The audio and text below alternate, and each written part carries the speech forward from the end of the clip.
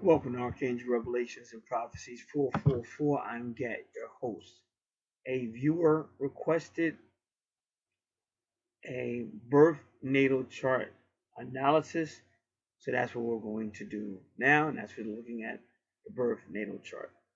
For anyone requesting any form of birth natal chart analysis, twin flames natal chart analysis, compatibility chart analysis, they get the whole free report that fully explains the 12 houses of astrology, all the planets, the asteroids, I believe were explained.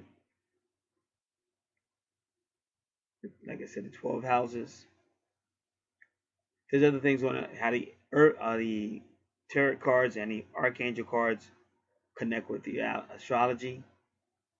Because everything's going to be based on astrology, as above, so below. So any reading you get, it will take you back to your natal chart. And your natal chart is your prophecy from the universe for your life. And it's something everyone should have. And not just any old natal chart. That has to be done by an expert. Because otherwise you're going to have a document that's not fully going to benefit you. Because it's going to be information that you're still not aware of because you didn't have an expert that really goes in.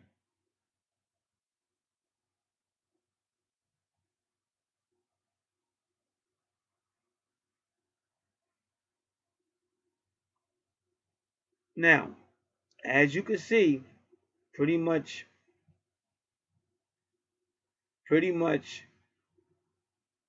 the activity is primarily on the left side of a chart. So what we're going to do, we're going to start going right side.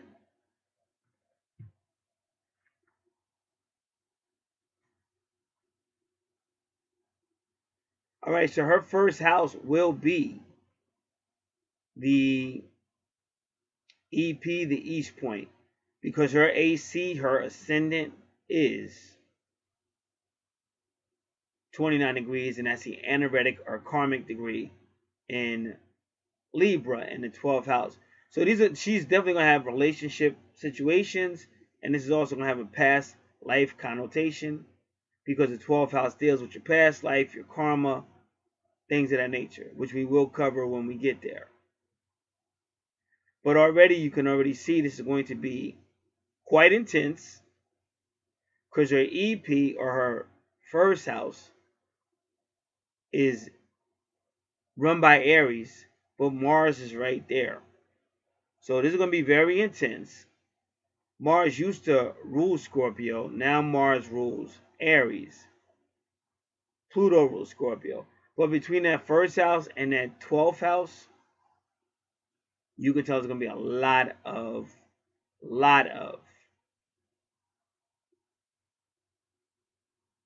intensity and emotions.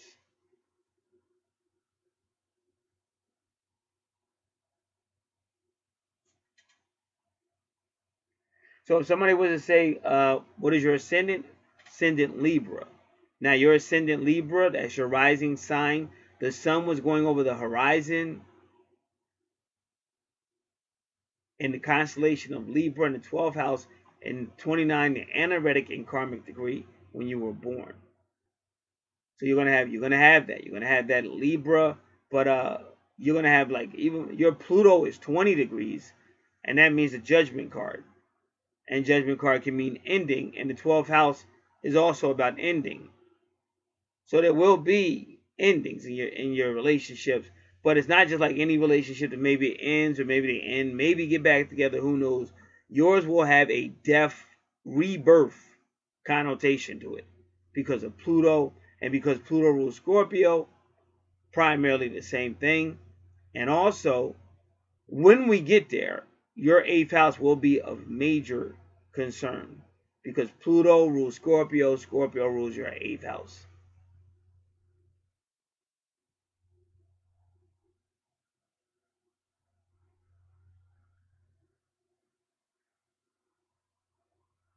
And we'll learn more about your 12th house when we're fully in that house. So that's what's your ascendant or your rising sign, Libra. So let's just describe what Libra is right now, because it will, I'm pretty sure it's going to be a theme of your natal chart. Libra is all about relationships, partnerships. I don't want to do it alone. Libra is also about social issues. Libra is also about fairness. Libra is also about court systems or the courthouse. Like Libra in the 12th house could be court systems, courthouse, might be incarceration, but we're not ready to go there yet. Now, the situation with Libra is this.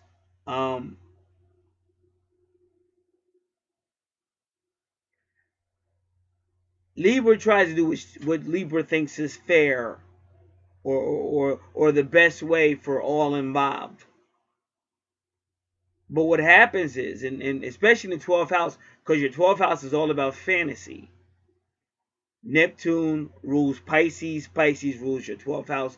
So a lot of things could be your belief system, but it may not be based on the truth. So Neptune is called the deceiver, planet Neptune, and it controls your dreams. And the 12th house ruled by Pisces, because Neptune is the ruler of Pisces. So the person might have certain viewpoints on what they think a relationship should be. But unfortunately, the person in a relationship might not agree with that. So there's a few things Libra tries to do, but it's not the best way to handle it. Especially in the 12th house, because Libra will go inside. She'll be an introvert about it. So she'll be in a relationship where she thought it was going to be one way, and when she finds out reality hits and it's not going to be that way, instead of her dealing with it, she'll tend to go introverted, which isn't helpful to the relationship. Or she may continually bring things up. Like she may see things a certain way and her partner may not. Instead of her going, okay, we'll agree to disagree, she'll continually try to bring it up and try to, get her way. And I've seen it done on occasions. But this is all astrological. This is all stuff you will learn about Libra when you look online. So what Libra has to learn how to do, even though you're all about fairness and togetherness and let's do this together, and you got to learn how to just breathe easy and let go. And it's not going to be easy for a Libra, especially under these aspects that I'm looking at. So looking at the 12th house and the first house, it may be something like that. Because now let's go to your first, and we're coming back to your 12th house, but not now. Your first house, that's my point. That means it's on. Because your first house describes your personality. Usually the ascendant is in the first house, but yours isn't. Your ascendant is in your 12th house at 29 degrees. That's the final degree of that house. And it's the anaretic and the karmic degree. So that means it's on. And the 12th house is also a house about endings. Now, again, when I do these natal charts, you have to understand my position. I don't come here to lie to people. I mean, a lot of people do. And they make way more money than me because they sit here and, like it says, even the Bible says that people want to have their ears tickled. They just want to go through the motion without really going through the motion. But the bad thing about it is they're not made aware of it. And you're still going to have to pay for it. See, the 12th house is the house of reckoning. That's why I'm talking about karma and all that. And more importantly, and this is why your 12th house is the same house that's in your Bible. That's why you have the Pisces or the fish. And the Pisces or the fish are about the Christian age of Jesus. And then he's the one telling you, I'm coming back to judge. And see, when you see your Pluto at 20 degrees, that is a judgment card. It's like the judgment card even with the resurrection. So I'll be going more into it when I get to your 12th house. But the point I'm making is, to do this correctly, you want somebody to tell you what's actually on your chart. You don't want somebody to turn it into bubblegum astrology, and you don't want somebody to make you feel good, even though that moves a lot of people to invest even more financially. Oh, I like that person because they make me smile and they say such wonderful things, blah, blah. But if that's not really what your chart is, saying, you need somebody telling you what your chart is saying, because your chart is your prophecy for life. And whether these people choose to get their chart done or not correctly, that chart will judge them at that time period. And that's when all the jokes will stop. And that's why your natal chart talks about karma and things like that. That's your reckoning. And that's your 12th house. So that's why to get the information, you have the opportunity to change. And like I said, a Libra has got to realize that no matter how you feel or what's going on, it's up to you personally to bring your life in harmony with your natal chart. You can't look at the next person, can't look at the partner, and you know, let's just say the partner is the problem. But still, looking at the partner and bringing out the partner's faults, that's not helping you to where you need to be. So at all times, you have to hold yourself accountable and responsible to know what is my natal chart saying? What is my prophecy for life? What is my predictive prophecy for life telling me I should be doing? And then that's when you begin to see different changes. And also that's when the universe begins to send you different scenarios. Because you finally gotten past the typical war because, oh, it didn't go down my way. So now it's time to war. Or you crossed me or you hurt me and now it's time to war. So now your first house is Scorpio. And same thing. Now, Scorpio is a lot of things. Now, I can give you 2 suggestions. And I'm going to tell you why I'm giving you these suggestions. Scorpio rules your 8th house, and it's a lot of things in that house. But everything's not going to apply to any one person. This is why I give you the free report. Because everything that's in your 8th house that's ruled by Scorpio is right there. Now, I'm going to give you the title. Give me one moment.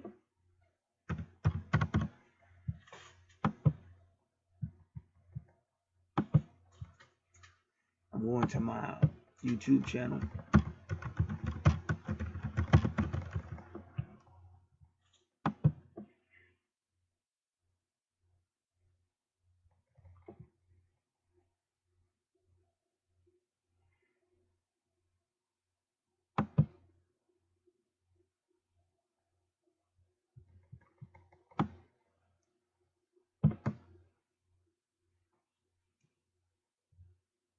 Now, last video I did yesterday, less than 22 hours ago, according to their timer, it's called Toxic Planet Placements. Now, because of the nature of that natal chart, I read everything that's in the 8th house. So if you want to hear it audible, you can go right to that video, Toxic Planet Placements.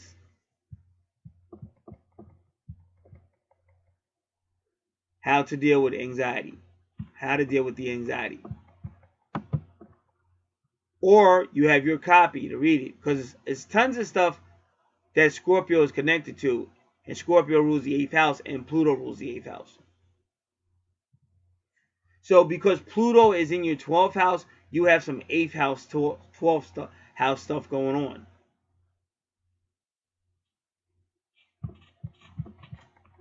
But because it's a water sign, Scorpio, it's a lot there. But it's not just one category. It's anything from science to business to finances to debt to taxes to esoteric, mystical. It doesn't stop. And any of that or all of that could be in your life. So that's up to you to get familiar with that. But we can already tell with Mars in Scorpio, it's going to be highly confrontational, highly intense. And then Uranus means things can be coming out of nowhere. So you have to remember, like, your East Point is Scorpio, but that's also your first house, so your personality will be like Scorpio a lot.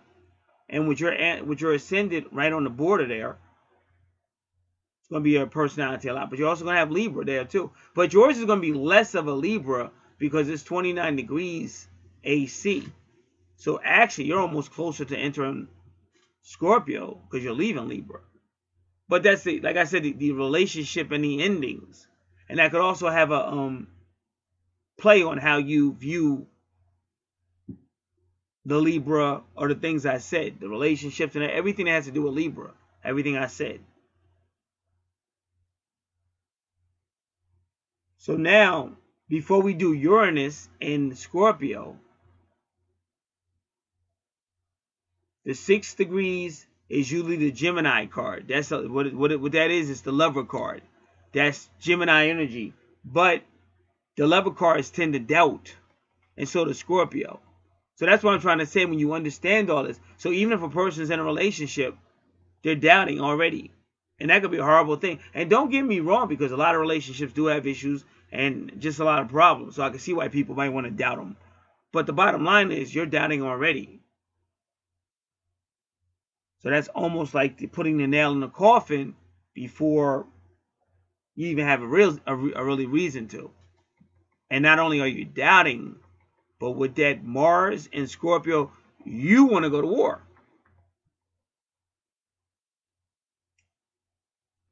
And with Uranus, it could come out of nowhere. Now your East Point, where the sun was going over the ecliptic when you were born, that's 8 degrees. But again, 8 degrees is that Scorpio energy. The 8th house of that Scorpio energy. 8th house of the zodiac, 8 degrees. Now that card, depending on what tarot card deck you're using, that could either be the Strength card with the lion and the woman, or it could be the Justice card. And I'm because of your chart, it's probably the Justice card. So your 8 degrees is probably the Justice card because, again, your 1st house and your 12th house are kind of like connected together through your ascendant at 29 degrees. Because if you feel a certain way, you feel somebody played you out or something wasn't fair, you're going to want to duke it out. And then you got the twin flame number at 22 degrees. With Uranus, anything could happen with Uranus. Because Uranus really doesn't like any... See, Uranus is going to fight. Uranus is going to rebel.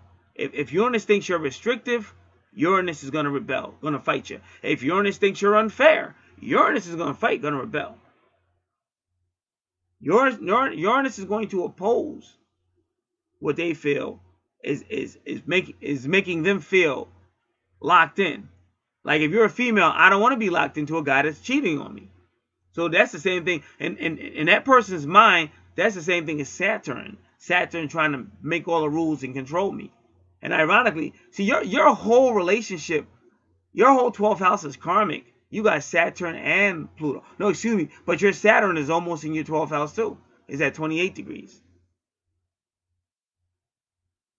So this is going to be a lot of karma.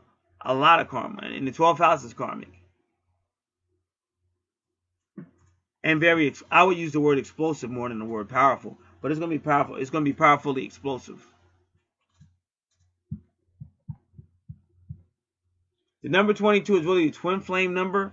1111, as I say on that other video about. So you have to understand, these videos always come to me in batches. Like if you're an accountant, they put everything in a batch. Like whatever work you did on Monday, it goes into Monday's batch. Tuesday's in a Tuesday's batch. And then they all get ended up somewhere. And then that becomes a batch too. That'll become the weekly batch at the end of the week.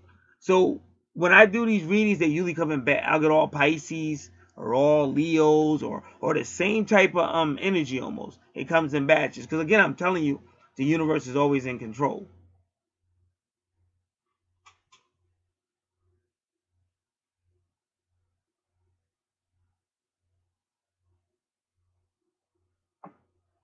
So we're looking at Uranus in Scorpio.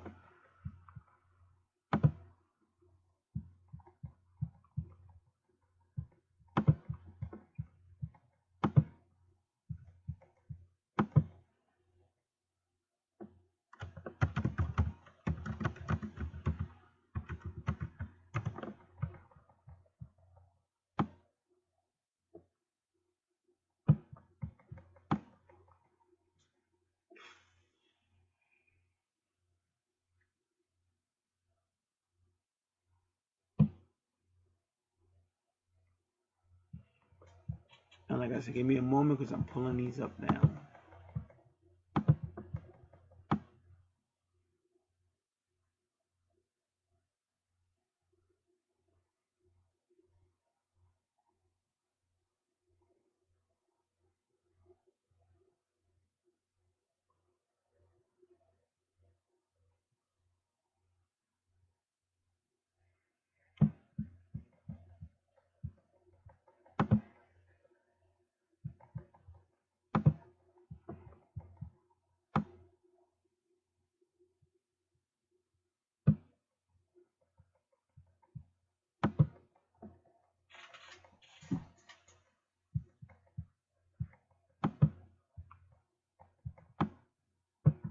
Alright, just give me a moment, because what I'm doing, I'm gathering all the information.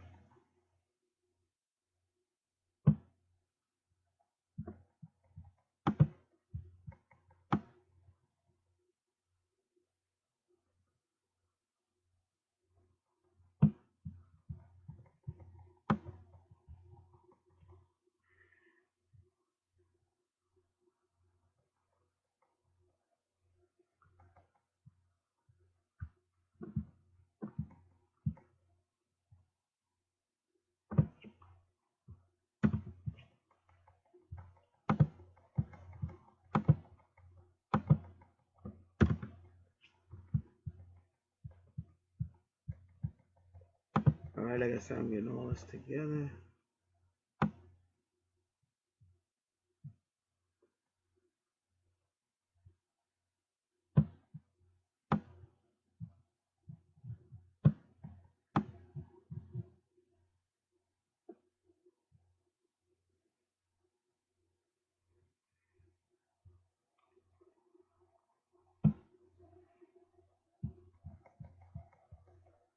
And I'm just gonna make sure all this came over.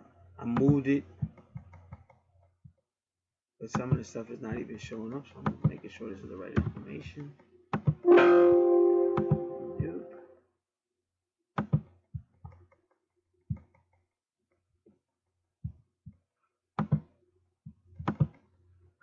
Alright, so get rid of this and do it again.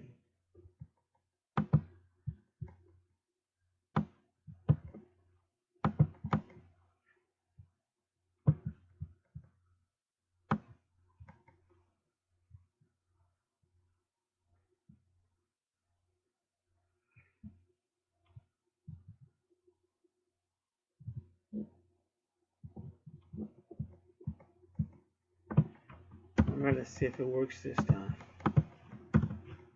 Yes, it did.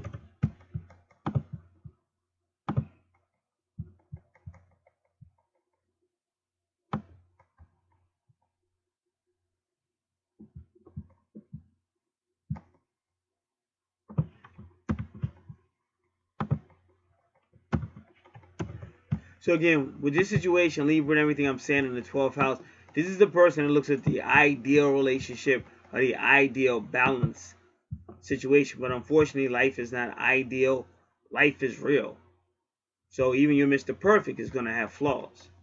But in the 12th house is fantasy anyway. Even when you have like Pisces in these areas and stuff like that, these are people that, like, if you see Pisces and Venus or something, that's almost like what they call unconditional love. But that's also a person that looks at a relationship like it's not going to have no flaws, like the person's going to be perfect. And the moment they start to see the person's flaws, they can't deal with it. So that's always, in a placement like yours, that's the first thing that has to be said. You have to learn how to let go, breathe, and realize nothing's going to be perfect. So any situation you find yourself in, you have to make adjustments for the fact that it may not be everything you want it to be.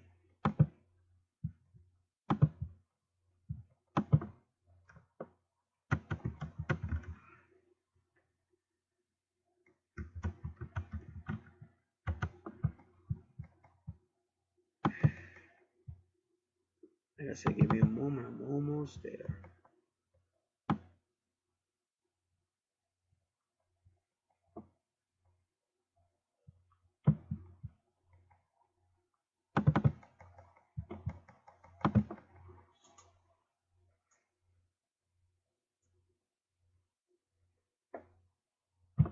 And also, just so you know, Uranus rules Aquarius, and Uranus also deals with technology.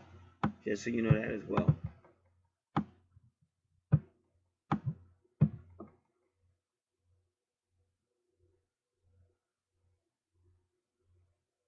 So Uranus and Scorpio can be a people that are a force of change. So they said those people are here to literally transform the world. Well, you can see in your 12th house as well. You have a lot of transformation there. Throw out the old age traditions and irrational beliefs while bringing in a new approach to life, one of modern science. See, I told you Uranus deals with science. And your 12th house would deal with belief systems and maybe tradition. And that your 12th house usually represents your past life. Your first house can represent why you're here now. So Uranus and Scorpio are good at uncovering the mysteries lying all around us using unconventional methods. Most importantly, they will revolutionize the way we socialize with one another, how we perceive social relationships, and the reactions of people to one another.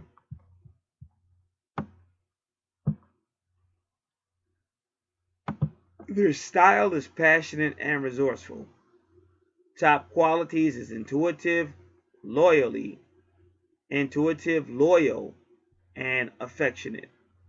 Challenges, they can be manipulative and easily changeable. And again, this is why I'm telling you to be sure to read your report on your 8th house with Scorpio. Or if you want to hear the audio, just listen to the video where I went over all that. Because there are manipulations there, part of the power struggle, and a lot of things. So they say the challenges are these people are manipulative, but they're easily changeable. And everybody knows that can be kind of frustrating if you think you're going one way and then all of a sudden the person wants to go another way. But so is life. This is why astrology can be helpful, because if you know these things before you get with the person, all of this really boils down to asking yourself and being honest with yourself. Can I deal with that? Can I handle that? Because that's what you would be looking for. If you were trying to date a person like that, that's what you have. That's who they are. So if you know you don't like change or rigid, you like hey, I get up early, I do it right the first time, and I'm not trying to change nothing. After I get up and do it right, I don't want to hear no change. But if you're dealing with Uranus and all that, you're gonna see change. So if you can't deal with that, you can put yourself through it anyway. But some of the things you have to ask yourself. So now they're giving Uranus and Scorpio this advice. You have to move away from the idea that you can control people. And that's kind of like how I said it too.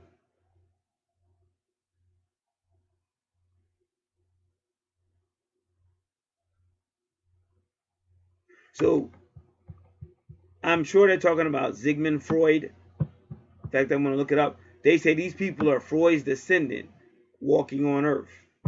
Now, why is he saying that? Because Uranus is good for finding stuff out, but so is Scorpio.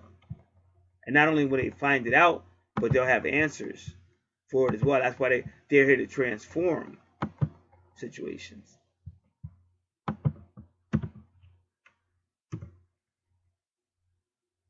Yep, there he is, Sigmund Freud.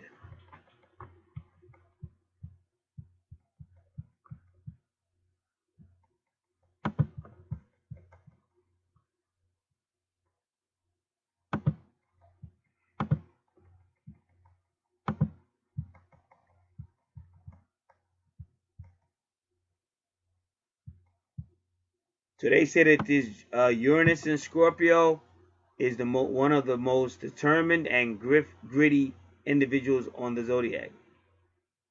They will fight for their ideals until the end against any odds and will overcome any challenges.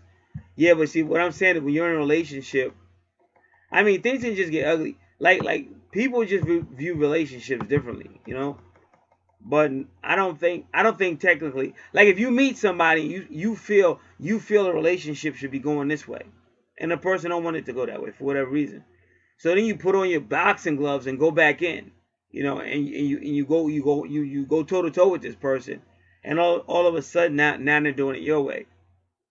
But that's all good if they finally just accept it and transform. But what if they don't?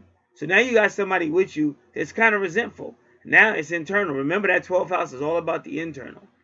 So you may have somebody with you that's internally upset, or they just don't want to argue with you and it gets crazy, and maybe you stalk them because that's what Scorpio does, very manipulative, very codependent.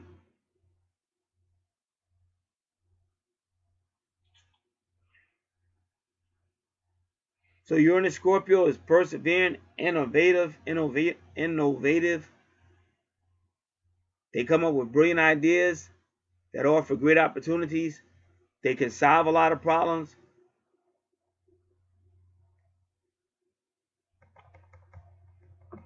They're able to take leaps of faith.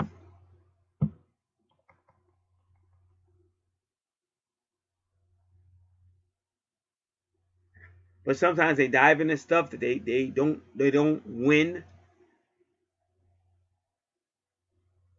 So they might come out with wounds, but Scorpio does heal very well. And if you're dealing with Uranus and Scorpio, it will show you alternative ways of healing, alternative ways of medicine. And they also use, like I said, the psychic stuff, herbal healings. They might even use sound to heal. That's what Uranus does, is innovative technologies.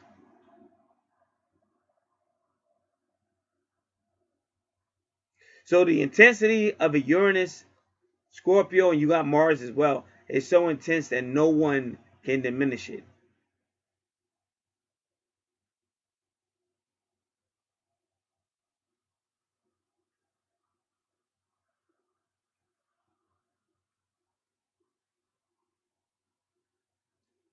So Uranus might come with the spirit of revolt and revolution.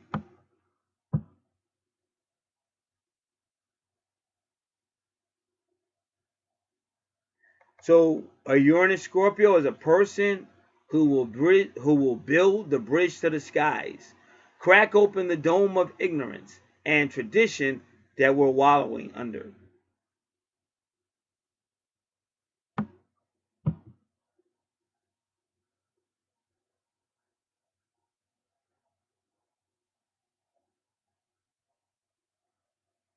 So now anything internal with Uranus and Scorpio, it will come out at some point. It'll build up like a volcano and then all of a sudden erupt. But again, that's not a great way to communicate with people. And people, if they feel a certain way, they should try to talk about it then. But these people may not, for whatever reason. They hold it in, and then it just blows up. And also, Uranus Scorpio people tend to want to control things. They want to dominate this situation. They want to have the last word.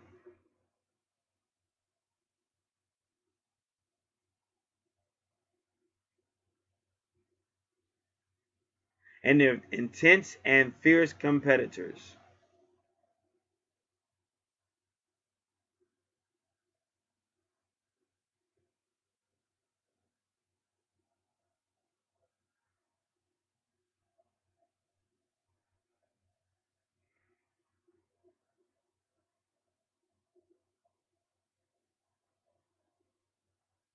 And they're not going to subdue themselves to society and all the society's way of looking at stuff.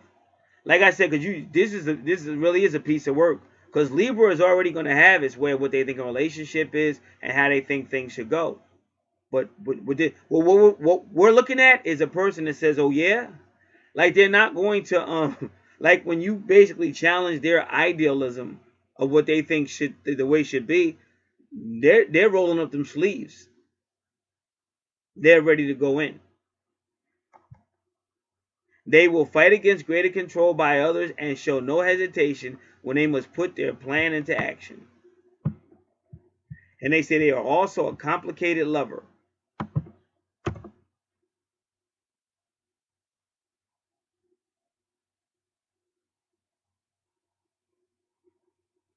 So they say, but if you see a Uranus in Scorpio, you probably will. Like if you love having sex, you love passion. Wow, you're not going to get more intense and more like ready to have sex than a Uranus Scorpio. But I'm saying you still got to remember that Libra aspect. Because Libra's going to start saying, well, this should be this way, or this should be that way, or this should be that way. And you might be saying, okay, I didn't know it was, I was just having sex. I was just having great sex. Like, no. So it can still turn into like a really emotionally intense situation.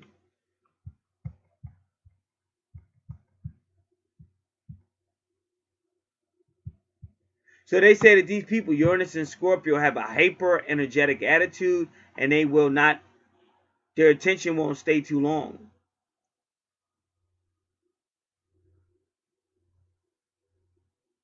And they say this person might jump into a relationship quick, and as fast as they jump into it, they're jumping out of it or jumping in with somebody else. And again, even Libra alone, because I'm trying to tell you about Libra, they may have an ideal, they may feel a certain way how a relationship should be. So they meet this person, they hook up, but then they start to watch this person, say, hey, this person is not really being what I think they should be.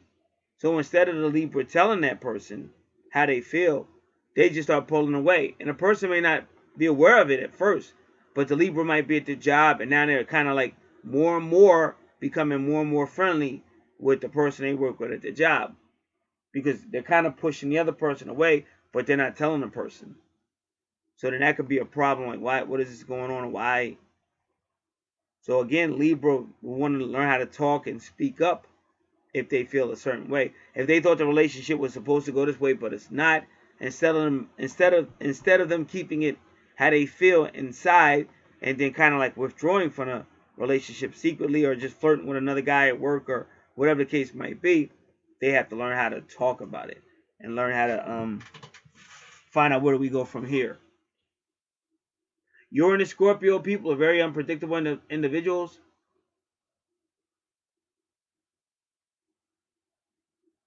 They won't stay cooped up in a cage for the rest of their lives. And if they feel like their freedom is inhibited, that's it. And I already talked about that.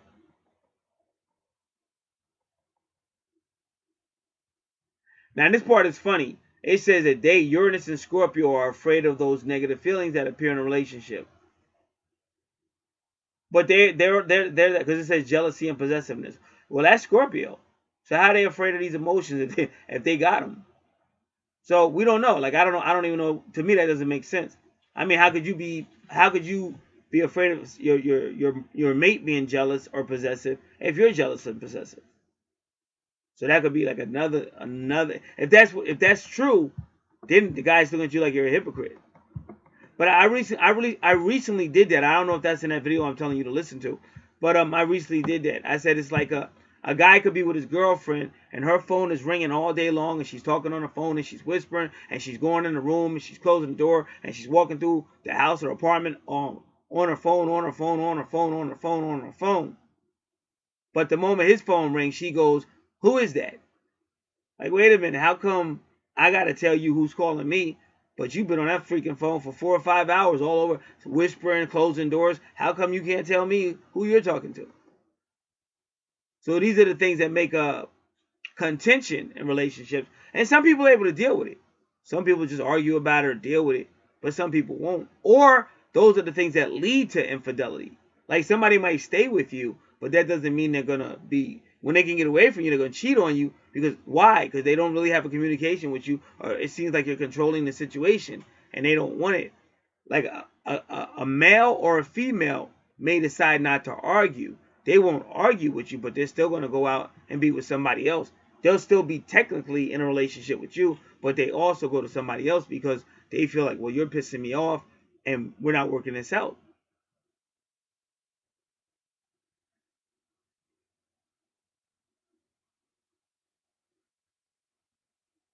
And then they said that these people may, Scorpio Uranus may have passionate sexual impulses, but they want to do it in secret or something. And that may be kind of true. But also they say because these people have this Uranus Scorpio intense sexual impulses, they could actually ruin a relationship because of it.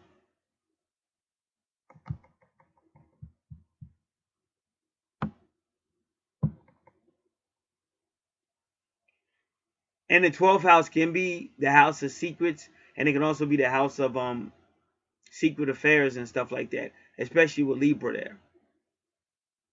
But the 12th house can also be the courtroom, because it's about buildings. It can also be the legal system or the prison system.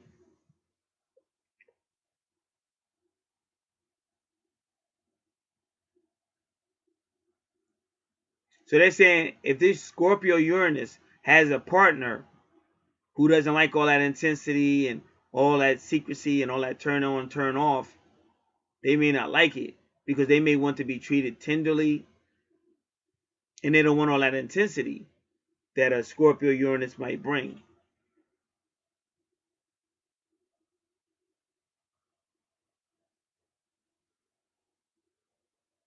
But they're saying a Scorpio Uranus is probably going to be very fulfilling sexually because they're very imaginative, very intense. The Uranus Scorpio is ingenious, innovative, and they love to discover the true pleasure points of a human. Yeah, because like Scorpio is an investigator, and they see the absolute limit that you can feel.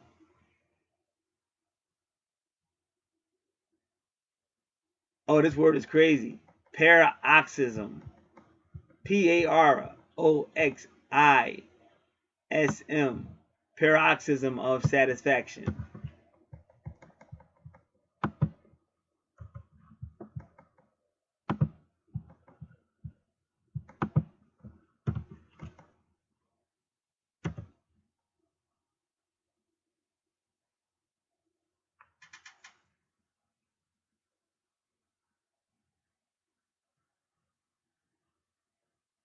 Sudden outbursts of emotion. Sounds like orgasm to me. All right.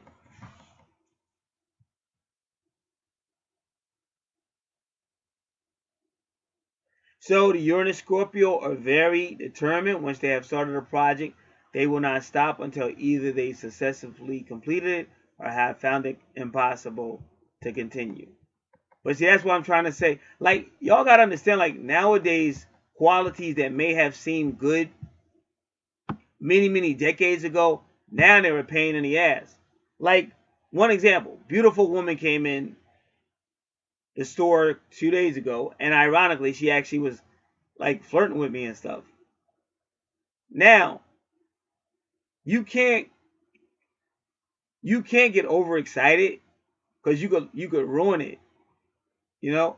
But at the same time, it could be difficult because you want to move, but you can't move because you got to wait on this person.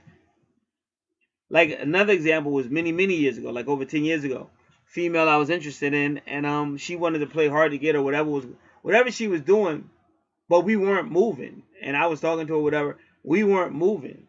And I had been single for a long time, and I wanted to start dating again. So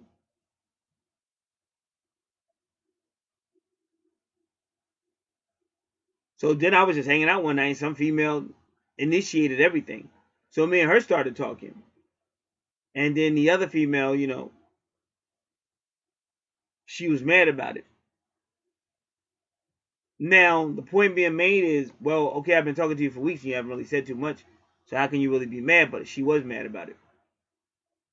And I look back as what could I have done differently? And really it's not too much because men and women are different and this is just the shit that goes down.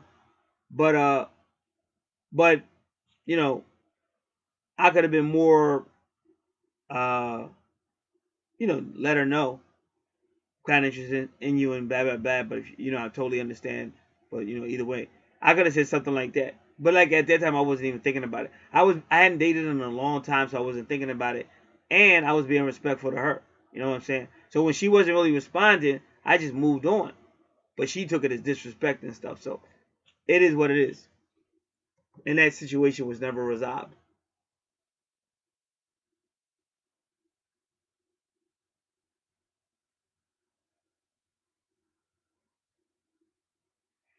And they say that a Uranus Scorpio has anxieties and irrational fears. But that's Scorpio. Scorpio is a doubter. Scorpio's going to, it's going to take a while before Scorpio believes you, but once she does, then she'll be faithful. She'll be like loyal to you or whatever. But they're going to doubt.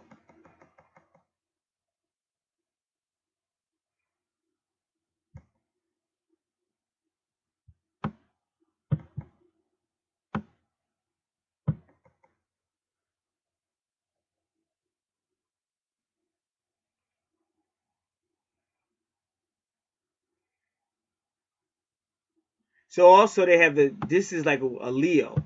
They say that a Uranus Scorpio will do so much that they expect you to appreciate it. But a lot of times, a lot of people don't. And you'll expect people to, you do so much, so you expect people to do a lot too, but they may not. And they say, but if these people don't appreciate them, or if these people start to criticize them or take them for granted, they say that Uranus Scorpio will all hell will break loose. That's what the person wrote. And yet, this is true. They say, and they won't forget it. Because I know for a fact, Scorpio ain't forgetting shit. And Scorpio's going to pay you back very vindictive. See, I think my twin flame, I think she was Aries Scorpio. Everything she did was Aries Scorpio. And that chick was just out there, like, unbelievably. Like, why? Like I had to literally say to God, do you ever stop? Like, so much hell from a dysfunctional family to a lot of violence. And now this twin flame shit. And she's just as crazy and just as fucking vindictive. Like, when the hell does this stop? And I don't know, maybe only at the graveyard. I just don't know.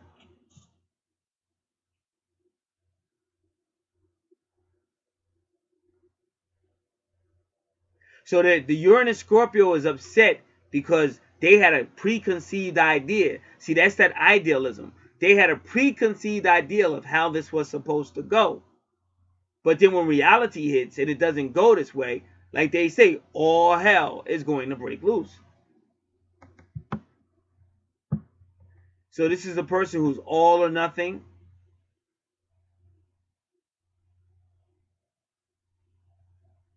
They say, and once you don't appreciate them or play them out or unfaithful to them, they said retaliation is coming in due time. And Scorpios plan it out. They plan it out. And again, people say, hey, well, I'm not really a Scorpio. It's just in the first house. It's still there. In that house, it's still coming out in those areas. So if in that house you're a Leo, you're a Leo. Whether it's your sun sign, ascendant, moon sign. This is why you have to have somebody do your natal chart that knows what they're doing. Because a lot of people just go into a psychic. No one in the world, a psychic is going to know all this information. You better hope those spirits that psychic is talking to gives you a heads up. But even if they do tell you, you still are not going to see it clear. It's only by your natal chart you can see all this. That's the only way. Believe me, if it was any better way than this, that's what I would be doing. Because I've always been top notch. That's just a fact. I wouldn't waste my time on anything that's not top notch. Why would I waste my time? Like, I take every second personal. It's a gift. Like, every second of life, half a second, fraction of a second is a gift from God that I don't take for granted. And that's why I do it the correct way, even if it means I suffer. But you gotta remember, I've been walking that spiritual walk for decades, so I'm used to it.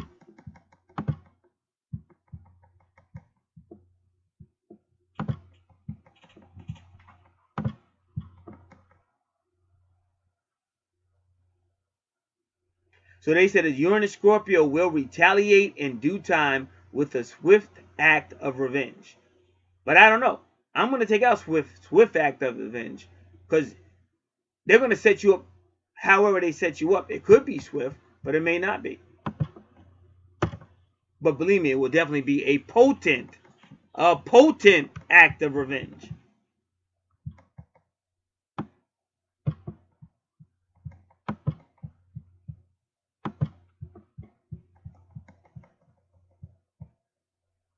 So Uranus never sleeps and is always watching over the world, waiting for the right moment to bring about the smoke of war, change, or conflict, revolution, or rebellion.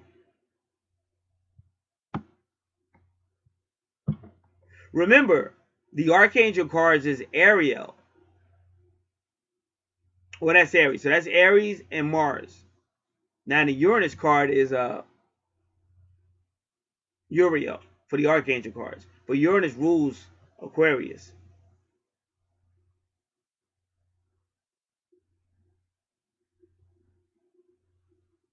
So anybody who's influenced by Uranus strongly will probably bring some form of revolution or an alternate way of doing things. So they may deal with the science of occultism. And like I said, when you go to your 8th house, all this stuff is there. The mysticism, occultism, it's all there. So this Uranus type energy will bring about some type of new thing or new era.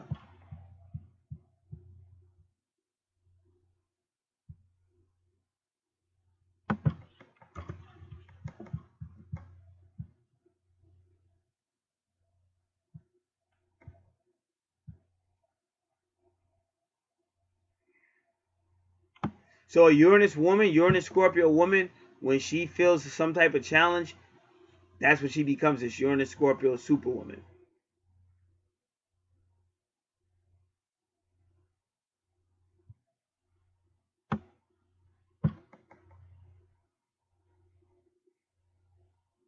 They say this type of woman will not give up no matter what, even if it means she hurts herself in the process.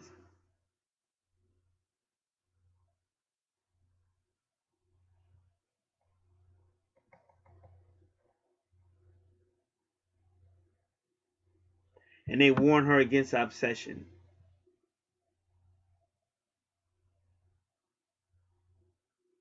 But I don't know what this is. Let me see. All right, now you got to give me a second because now I got hit with all this information. And it's a different website with a lot of information, but it's a lot, and I probably already went over all of it. So what I'm trying to do now is change a few things to make it easier for me because there's a lot of information. All right.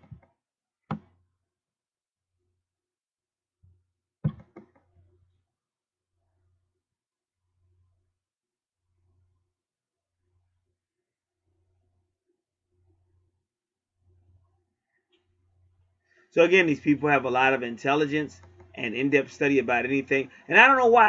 I get like a Gemini vibe off of I get a Gemini vibe off of a Uranus Scorpio as well. And that's why you had that number 6. Because again, that's the lover card, which is Gemini energy. But it's about doubt. The lover's card is about doubt too, and Scorpio definitely is a doubter.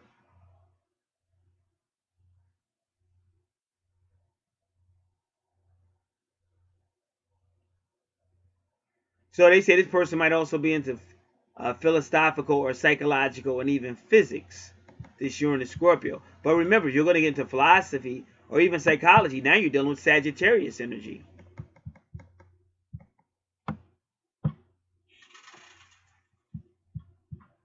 See, it's funny when you really study astrology because you might have two professors and it's kind of unique.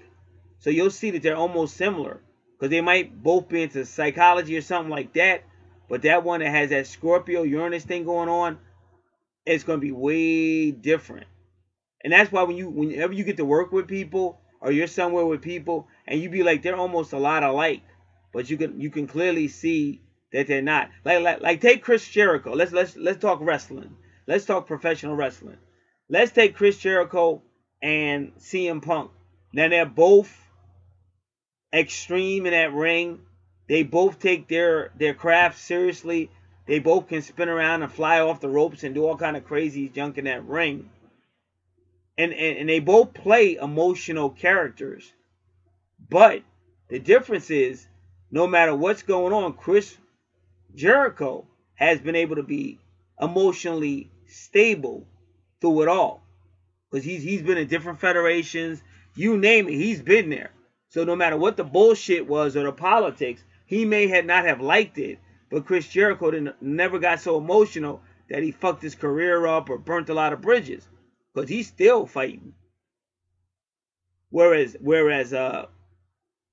CM Punk, emotionally speaking, he wasn't having it. So I guarantee if I had his natal chart in front of me, I could show you all the watery signs that make CM Punk so emotional.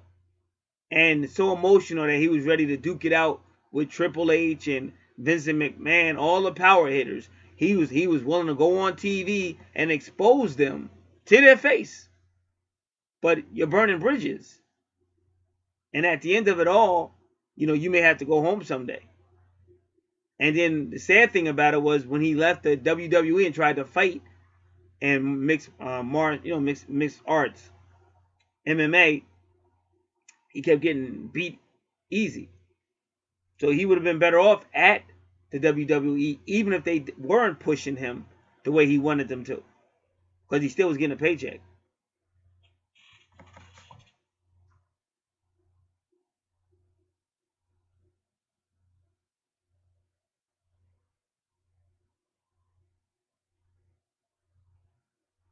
All right, so we read most of this. We already went over most of this, so we're not going to go over this again. That's why I said give me a second to look at this stuff.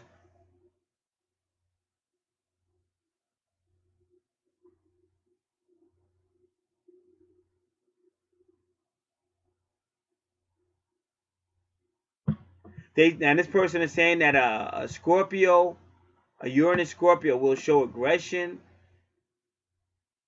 and an unchanging attitude. But depending on what they're trying to obtain, that may take them to higher success. But again, that depends. Like if it's a position somewhere, like in sports or like that, they it may work out for them. But if it's people, it may not, because people have emotions, and once you kind of hurt their emotions. But Uranus and Scorpio also risk accidents.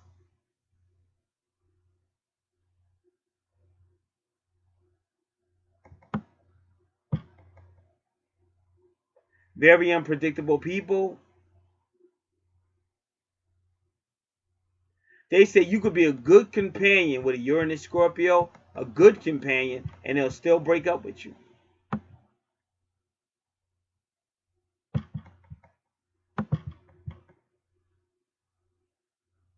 And they say that's typical.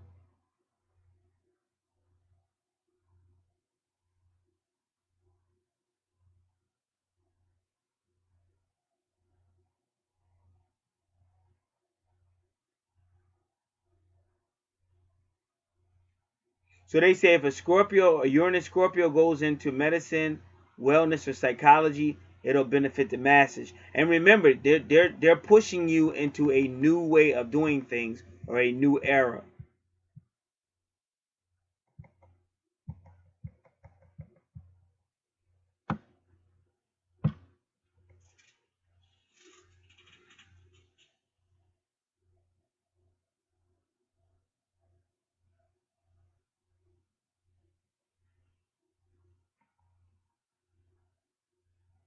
Uranus, okay, now this is myastrologybook.com. Uranus was in Scorpio only 7 years since the late 1800s, from September 1975 through November 1981, as well as the 5 months from October 1974 through April 1975. This is a very powerful position for Uranus, as it is exalted in the sign of Scorpio. That means that Scorpio is Uranus's strongest, most creative sign placement, where it expresses its energy in its highest, most positive form. This person will find their way to express themselves no matter what. This person can be a healer, a surgeon, a psychologist. They can go deep beneath the surface into the causes of pain and disease. But if their Uranus is afflicted, they can have jealousy, envy, possessiveness, all that stuff that's in 8th house, and all that stuff's on the report, the free report.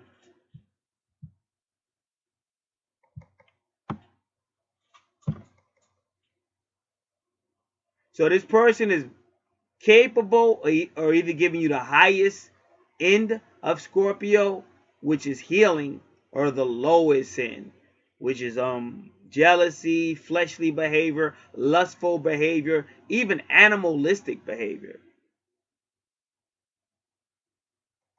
So they're saying this person has got to learn compassion. Now, what is compassion? Other people's feelings.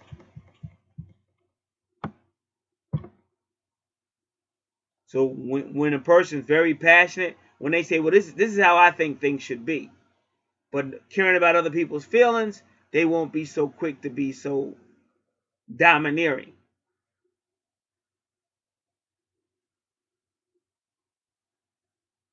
Now, when you're dealing with Scorpio, you're dealing with the darker side, the shadow. Both your 8th house and 12th houses are about the subconscious mind and the darker side.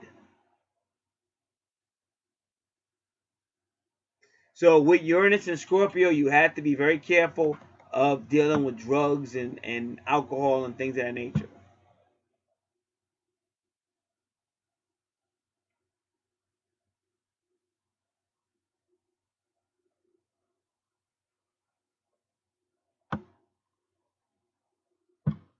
All right, so that's your Uranus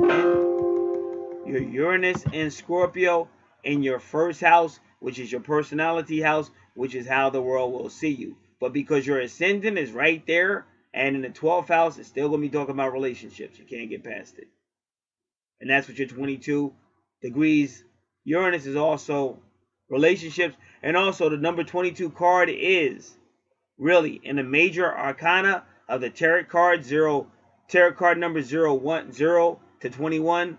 21 is a world card, Saturn energy, or the end, making 22 the 0 card, meaning you're going to start all over. So again, what you're looking at in your 12th and 1st house, which we're still going to go back to your 12th house in a while, but you're looking at death and rebirth again. Death and rebirth again. So it could be breakup, makeup, or it might be a totally different person, but it's some similar shit going on. Almost like deja vu. All that stuff's going to be going on.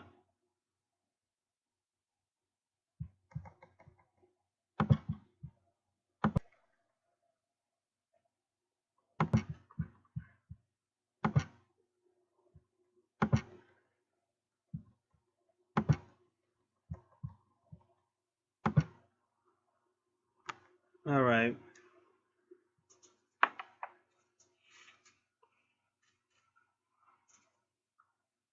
Now your second house is ruled by Taurus, concerns your possessions, finances, and your value system. Your first house is ruled by Aries. And we already said that that is your how the world sees you, your outer personality, how the world sees you. Your 12th house is ruled by Pisces. That's ruled by planet Neptune. And again, that's all about inspiration, maybe spirituality, but just got to be careful whenever you're dealing with Neptune energy, because they call Neptune a deceiver, kind of like put you in an idealistic world. And that means that's the type of person that's going to be fighting a lot of stuff. But sometimes, don't get me wrong, because sometimes they change things. Like I said, the reason why I'm using CM Punk is because he really changed. Like for his time period, he was able to the WWE, I guess, because Vincent McMahon really liked CM Punk, but he was really able to put them under like a close microscope, and he actually held them at bay. So that was interesting that they took that storyline, because he really, which they've done a lot there. Don't get me wrong. If they thought it was entertaining and they thought the fans liked it, they would go for it. But he really put them on the expose. He thought he was exposing them or whatever. And I know Triple H probably wasn't too happy with it, but he had to go along with it or whatever. But it was just interesting. So the overall, did it really help? No, because CM Punk still left, and when you look back at it, he looked like a whiny baby. If you really want to be honest, I mean, nothing's personal, but he kind of looked like a whiny baby. And Bret Hart was kind of like the same way. Like they really don't know how to realize it is just entertainment. It was a job. You were getting paid for your job, but you just began to take things way too seriously. And so some of it is good entertainment, but then again, when you look back at it, especially with CM Punk, he kind of looks like a crybaby. And then when he left and went to UFC or wherever he went and got beat up real easy, you know, he kind of. I mean, he could still come back because, like I said, it's just entertainment. But he kind of really messed his legacy up a little bit. So that's what I'm saying. Sometimes when you fight a world, when you're trying to fight a real world with idealism, you have to be careful. And also a lot of even things like Nazism and stuff like that. That was the same thing. They thought they were going to change the world with their ideology, but all they really did was destroy it, even worse than it already was. So you gotta know these things and be careful of it.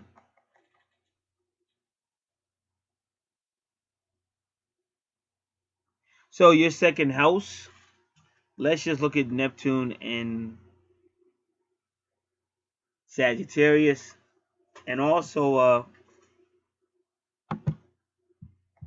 Neptune and Sagittarius can be highly psychic as well. And ironically, because that's planet Neptune, so your second house is going to go right back to your 12th house, because Neptune rules Pisces and Pisces rules the 12th house. So whatever's going on in your second house is going to be connected to the 12th house.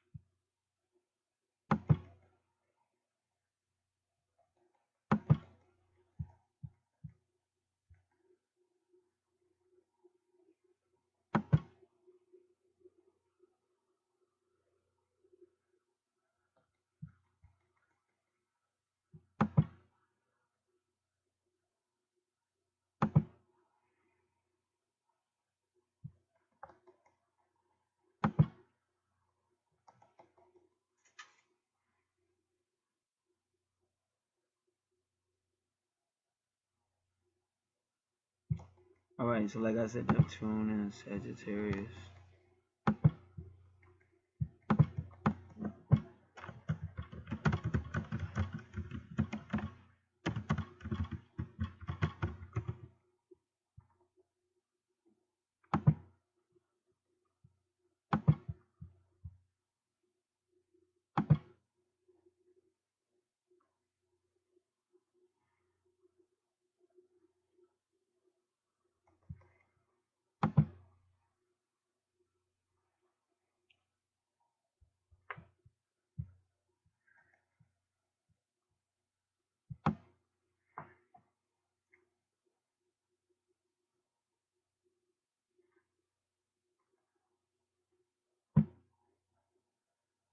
So Neptune will bless, like I was saying, because you could be a highly psychic person. Neptune will bless you with extra senses of intuition and psychic connectivity. At times, when in your sign and when Neptune is in retrograde transition this year.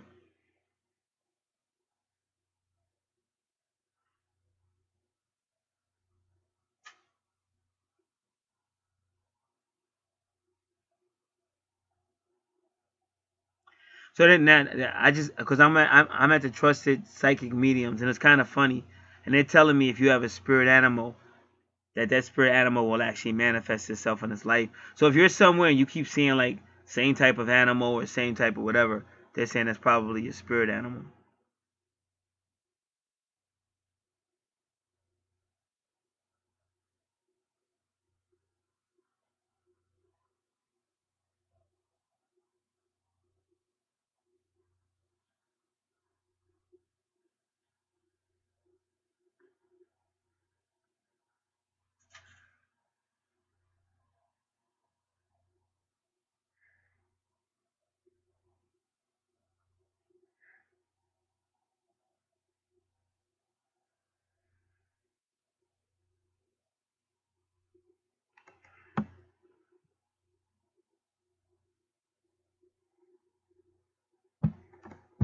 I'm just looking this over. Give me a moment.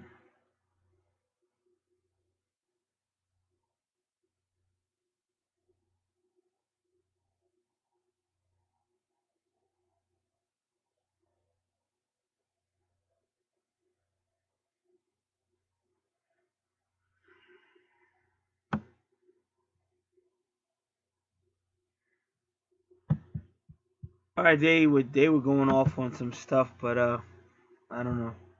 It didn't really seem like they were addressing what was asked. It seemed like they was going off on some other stuff. Just give me a moment.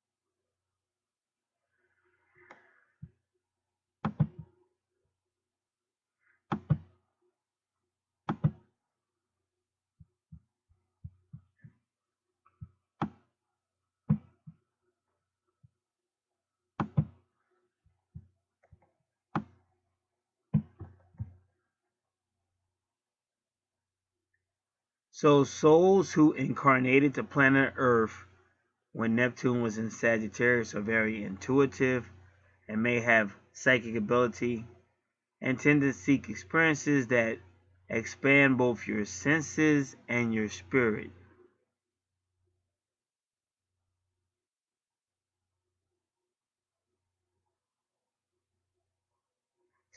Neptune in Sagittarius brings the potential for a deeper understanding of the meaning of life. If afflicted, you may lack sound judgment and have a strongly emotional and indecisive nature. You're idealistic, gregarious, sports-minded, and in love with grand gestures and large ideas. You enjoy travel, religion, possibly even occult studies, politics, philosophies, and fair, frank, broad-minded individuals. You dream big. All right, so this is your money house. But now, Sagittarius rules your ninth house.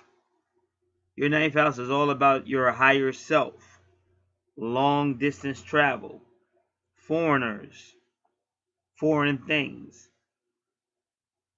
higher courts, higher laws, in-laws,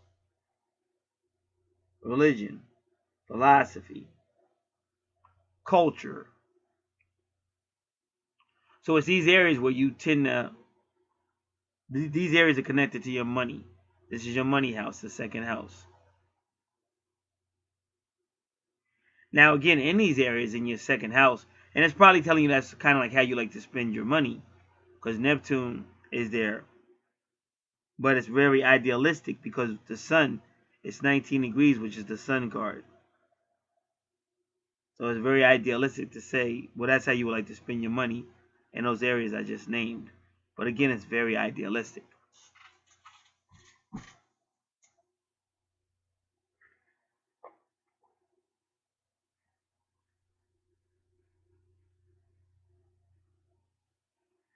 Your third house is ruled by Gemini. It deals with young children, like younger than teenagers, young children, education, publishing, creativity, short distances traveling, multitasking, mental work, communications. With Capricorn there, it's telling you this is where your career and reputation are connected. So your 10th house is going to be connected to your third house.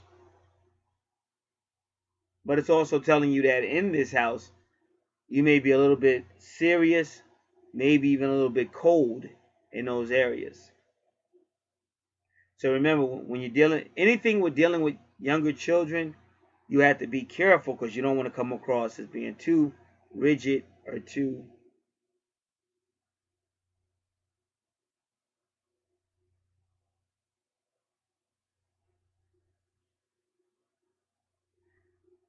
cold.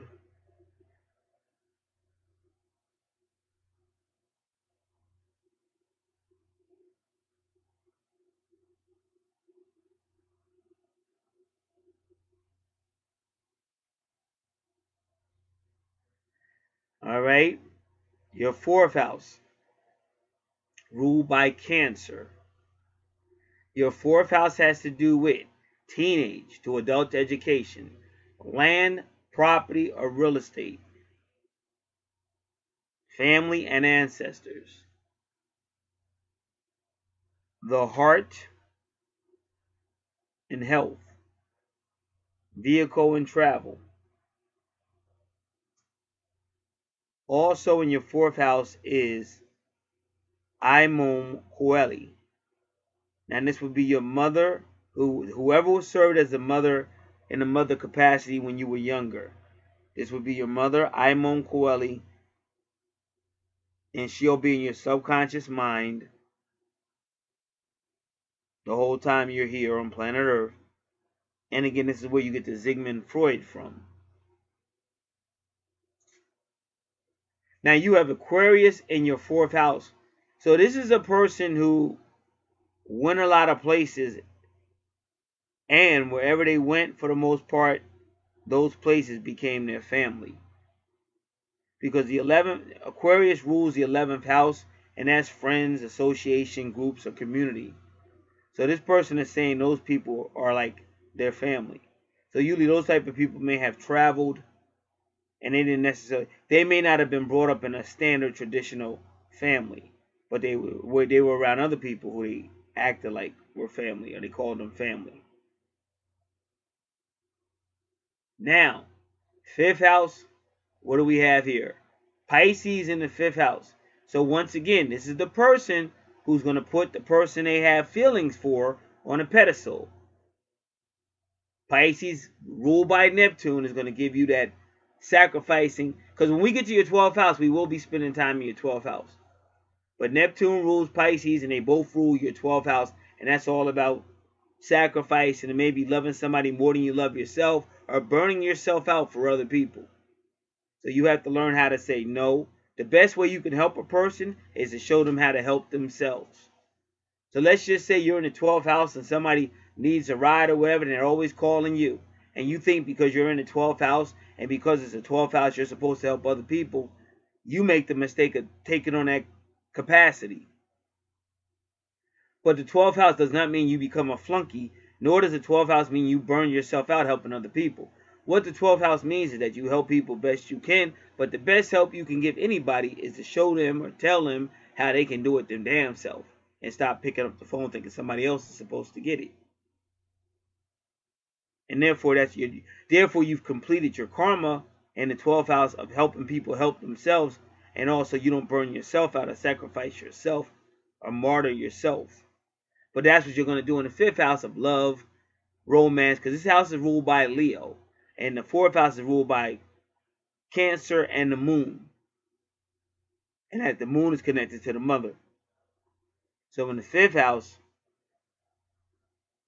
you got Venus, but it's very self-sacrificing, and you'll have an unrealistic viewpoint of love and your lover, and of course you're going to get a reality check and probably get hurt, and also you may burn yourself out trying to make that person happy.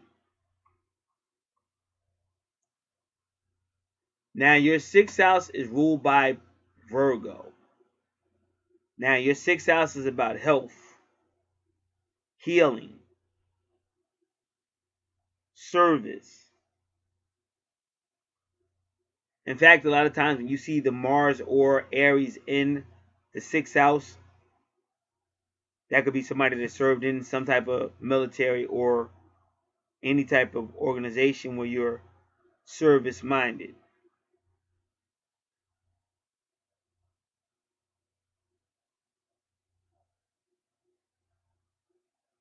It also deals with the home, young children, young animals, co-workers, and subordinates. But again, with Aries, there is some type of aggression, whether it is military or police or any type of officer, any type of service. But it could also be aggressive towards health, healing. And as we get around the chart, we'll have more information as these signs are going to connect to the planets on the other side.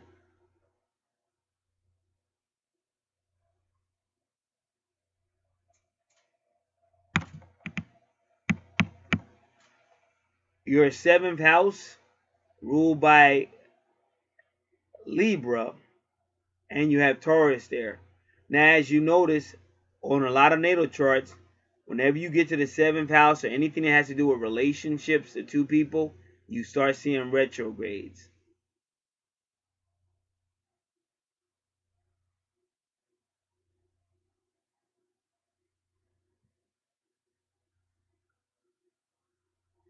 Taurus is known to be patient, sensual.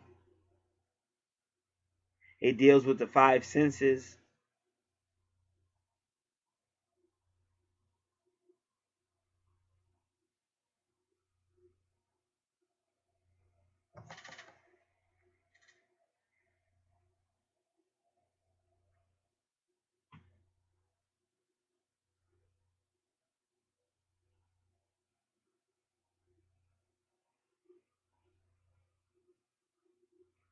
Also, your Chiron retrograde, that K retrograde this is the area of your life where you've been hurt and haven't received full healing yet.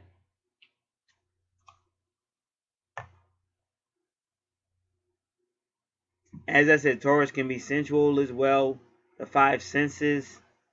So that might be how you perceive relationships or how the person you're interested in perceives relationships. Tauruses can also be magnetic. They can also be somewhat stubborn. And they can also try to, they might feel a certain way, but they try to push it on somebody else and the other person may not be wanting to accept it. But remember, your 7th house is all about partnerships, business agreements, relationships, contracts, the law, courtrooms.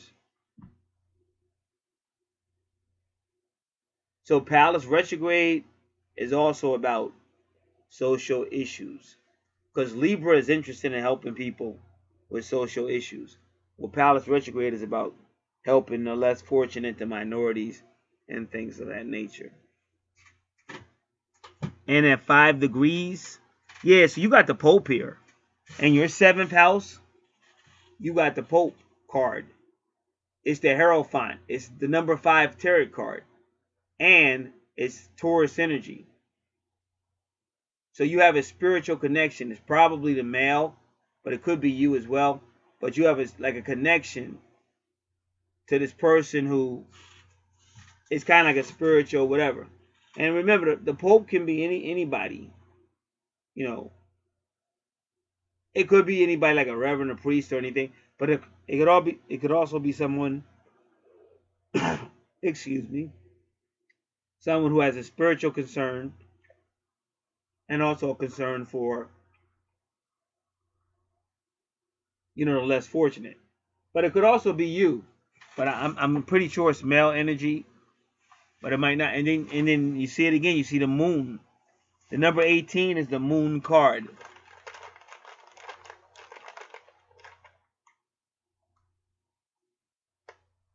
So that's moon energy as well. Now, here you go. Now you're going to find out why you have a number 6 with Mars in your first house. Because now you're entering your 8th house and Gemini is there. So to tell you very quickly, I already explained what Gemini is in the 3rd house. So whatever I said about your 3rd house is also in your 8th house. But the reason why they put Gemini in the 8th house is because Gemini needs to feel emotion. And the 8th house is the deepest you can go as far as emotions are concerned. Because Gemini is a lot like Aquarius. They're very happy with just being aware of something. They don't want to feel it or nothing like that. And both of them will be ready to leave if you start to get too deep. So they're very similar in that regard. So what the universe does, it takes Gemini and puts it in the 8th house to teach Gemini how to feel emotions, how to learn. And you can't when they put you deep down there, you can't just run away. So your 8th house, like I said, and your 1st house have this whole soulmate.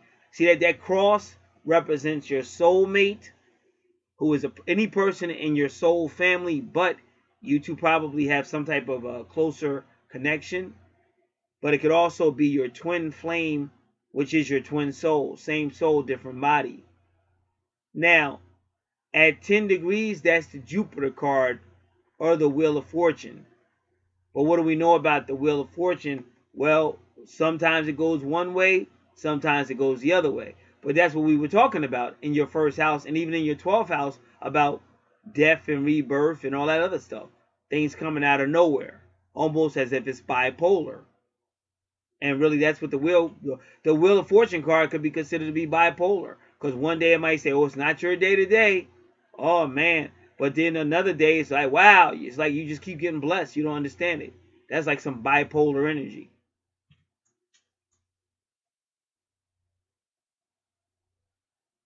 So now your 3rd house where Capricorn is will also be dealing with your 8th house because of Gemini energy. But remember, Capricorn can be like an old soul. This person could have lived many lifetimes before. And now when you see that when Capricorn has a connection to your 8th house, again, it's kind of implying that this would be a person who's an old soul.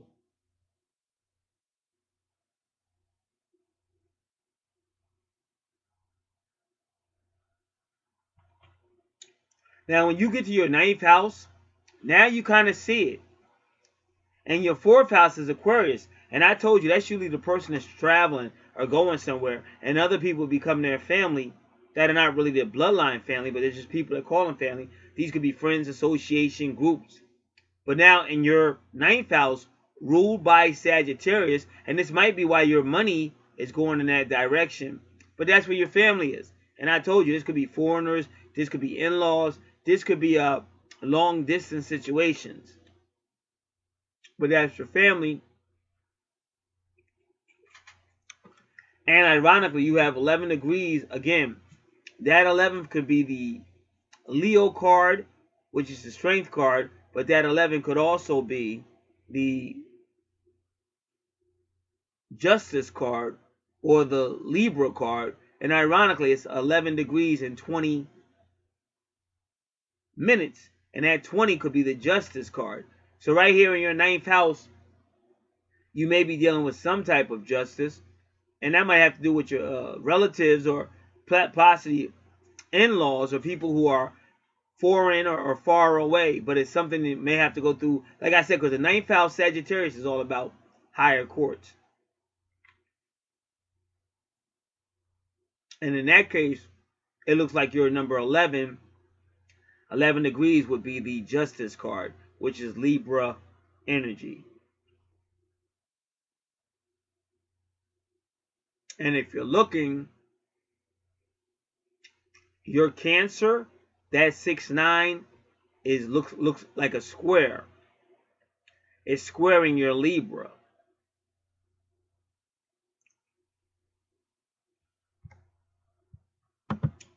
So that's usually, that's an opposition. That doesn't necessarily have to be a challenging. They call it square or challenging, but it still doesn't have to be necessarily bad.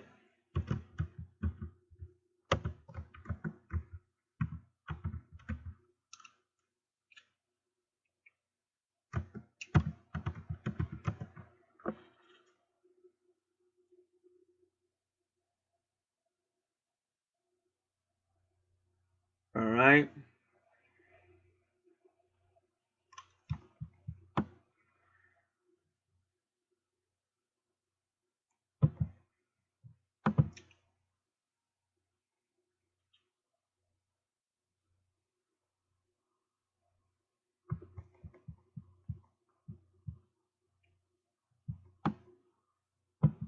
Right now, just give me a moment because I have to take this because it's kind of written in smaller print.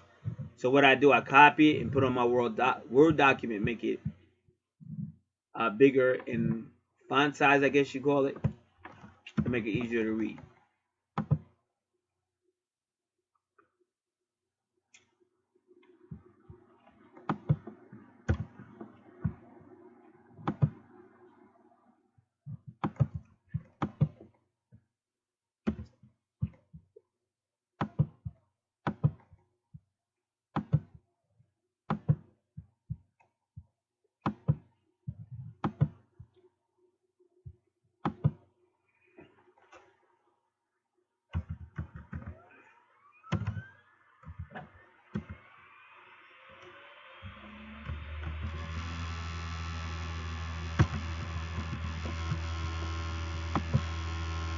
Give me a moment.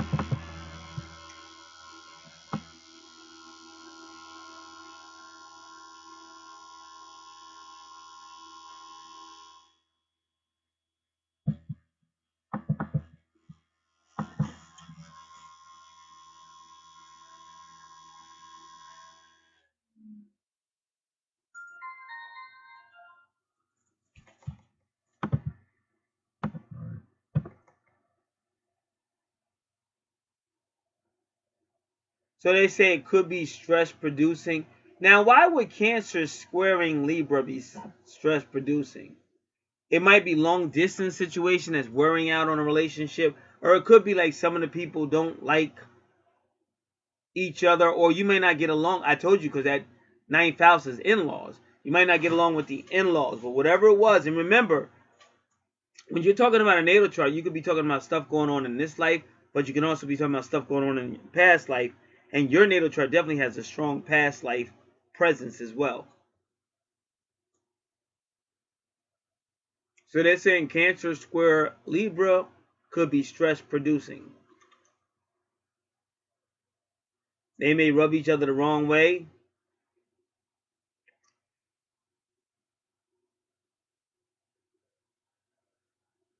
Any two signs that square each other are actually dynamic duals that help us powerfully grow once we learn how to consolidate their energies better in a self-directed manner.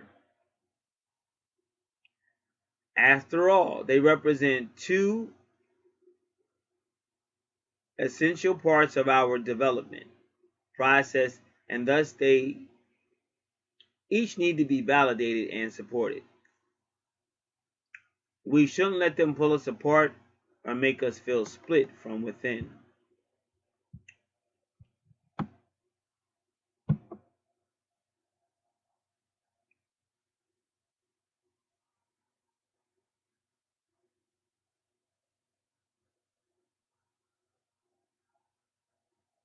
So they're saying that the cosmos loves to bring together such odd couples. In other words, the cosmos wants to put you in challenging situations to see you work through them. But we know that's not always true because sometimes you're not going to work through them no matter how much you try. Sometimes you will, sometimes you won't. And what did we just talk about? The wheel, right? We just talked about the wheel. Sometimes it's going to work, sometimes it's not. And Uranus is the same way. Sometimes it's going to work, sometimes it's not.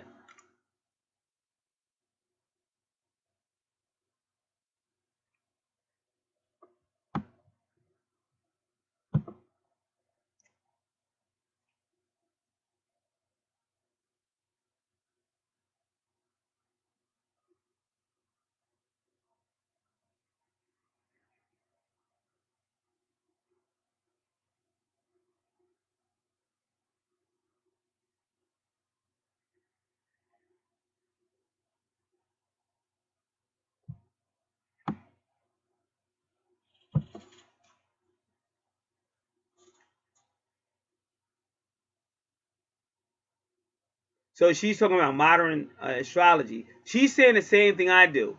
She's saying like a lot of astrologers, she calls it mass market astrology. The same thing you say on YouTube. So you got these people that are lying to the masses. But the masses are kind of like cowards because they run to those people. Oh, just have to tell me something good. I don't want to deal with stress. I don't want to no. And they'll run and spend all that money and then you still going to be single and you still going to have problems.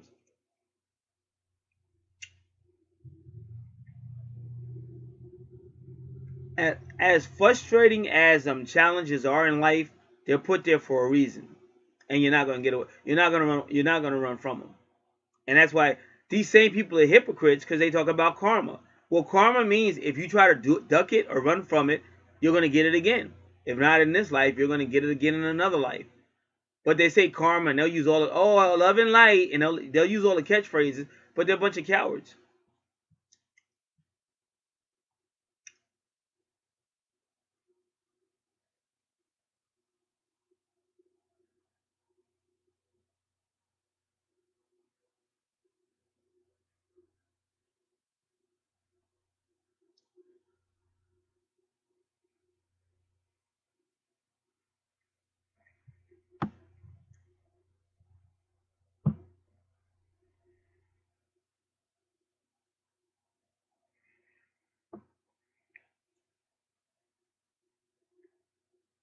So this person is going on and on. I'm just reading it.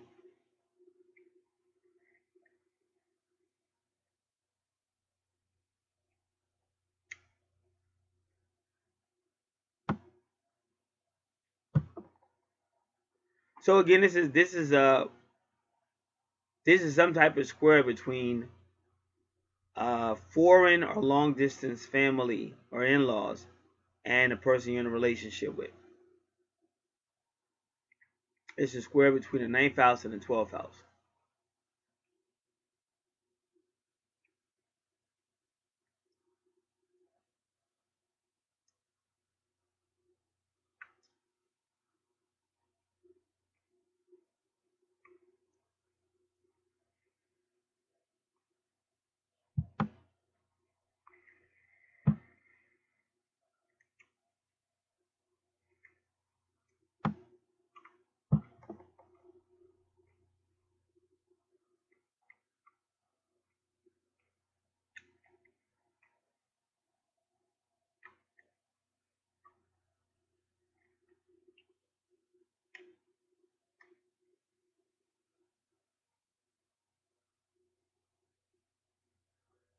So they say the reason why the cosmos does this, the reason why the cosmos puts signs together like this that are probably going to oppose each other one way or another,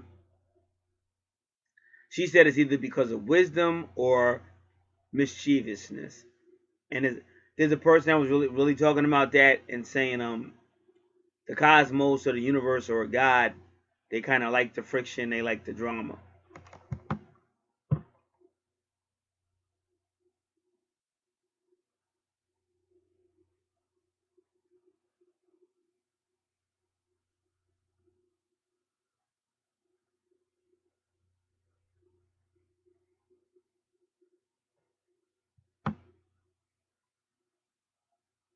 And that was the first one they did.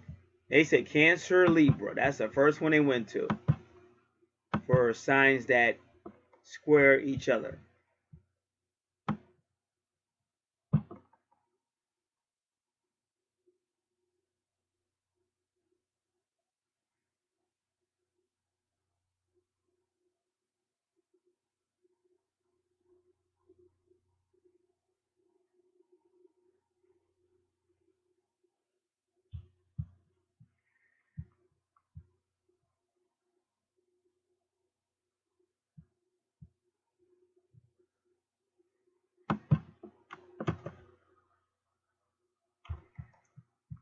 But again, it's not really, you can't really tell why Cancer would have the square Libra. Because they might just be upset, or she may not get along with the person's in-laws. You really, there could be a lot of reasons what's going on. But then the in-laws might try to talk down upon her, and she doesn't like it.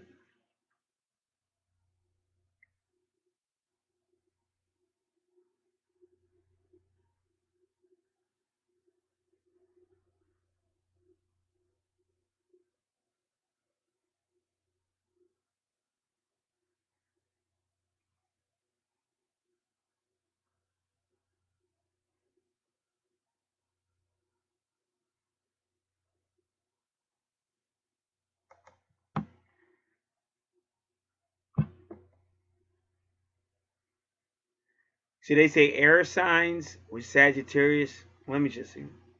Because in this case, oh yeah, Libra. Libra would be the air signs.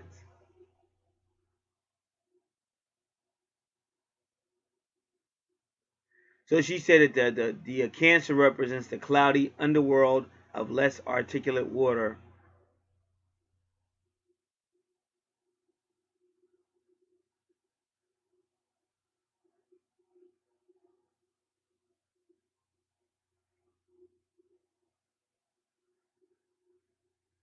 All right.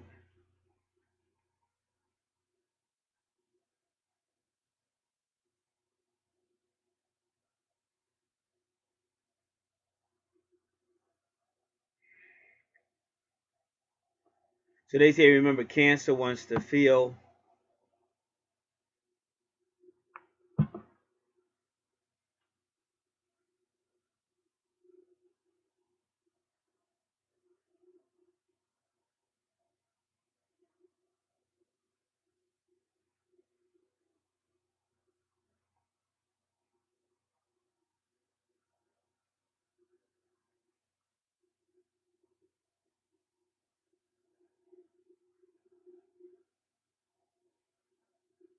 So this person's just going on and going on. See, if anybody was listening when I went over Libra, see, Libra has a perfect way of looking at everything. So if they come to grips with your in-laws and your in-laws are acting a certain type of way, they may not want it. Like I said, I won't say where I was at, but this was 16 years ago, and it was a coming together of families. And the moment I met the other side of that family, they were just being like assholes. And like I just feel sad, like being here on this planet, because it's like grown adults acting like assholes. Like, y'all just met me, y'all don't know me. You know what I'm saying? You acting like assholes already. So they were acting like they were better than like my side or this side of the family. And even my grandmother noticed it. She said, "Yeah." And the funny thing was that my grandmother was the exact same religion of these people. And even she said they're really acting like they were snobbish and stuff like that. So I'm just like a different, like, I just felt like, listen, where I go for worship, it's a lot of assholes.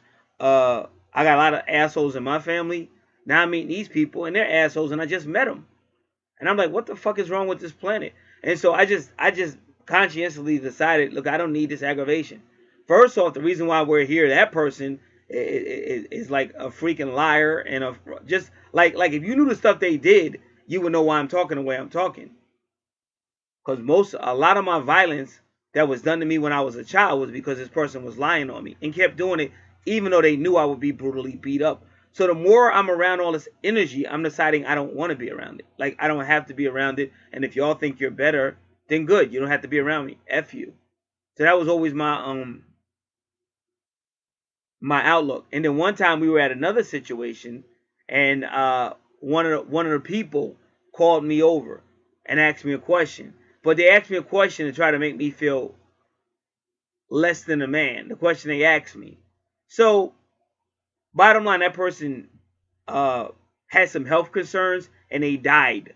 But they died like shortly after trying to mock me. So it's just like I said, it's just where we live. It's just the way of the world. But if you're listening to this reading, they're already telling you about psychic connections you might have and things like that, and how the universe might have some special plans. So that's why people have to be careful when they come with this childish, you're a grown adult still acting like a little ass kid. The universe is going to hold you accountable for that behavior. You're not going to get away with that behavior, and you got to watch who you're talking to. Because something like me, I've been spiritual my whole freaking life since I've been here. And if you really understand a lot of stuff on this planet, there's people that came here for a purpose. They're not your average Joe. They're not your average Mary. Like, you still have people on this planet that would be the modern day Davids or whoever else that's being used. Josephs, Daniels, whoever God was using at that time. There's modern day Mary Magdalene's here. So you don't know who you're talking to. So when you go out of your way to hurt these people, attack these people, you're going to have some powerful spirit forces coming back at you. And that's why I say when you see people dying, or, they couldn't die. Like the one guy that died, he was being fed the wrong medication. And I guess he kept taking, I guess he never realized it, didn't know what he never did. He took it and he just died. So I could go on and go on and go on. But the point I'm making through all of this is, as much as people want to dumb down and think that they're in control, you ain't in control of jack. The cosmos, the universe, God is in control. And the moment you forget that, you're walking a dangerous path. And then when you think you could just say whatever you want to anybody, you don't even know who you're talking to. Anybody who has a close relationship with God may cause God to act at some point. And that's why I said I was reading Psalm chapter 50 when a family of mine got exactly what God said he was going to do. And I was reading it right at the exact moment. So the bottom line is, I know for a fact you got to be very careful with all this astrology stuff. You got to be very careful with all this spiritual stuff. Even going to your local church or whatever, you got to be very careful, because you don't understand the power behind all of this. And I'm going to say it again, it's not a joke. You don't pick and choose what you want. You don't turn it into bubblegum astrology and none of that stuff, because you're dealing with spirits that are going to hold you accountable for that. And that's why they warn you about karma. Karma's going to get you. Karma. Karma's going to get you. Karma.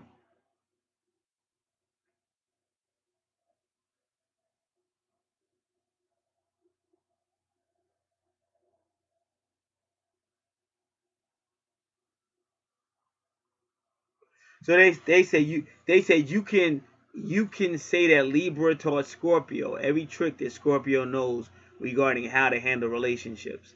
Now, why they're saying that, I don't know, but it was kind of funny they said that, not me.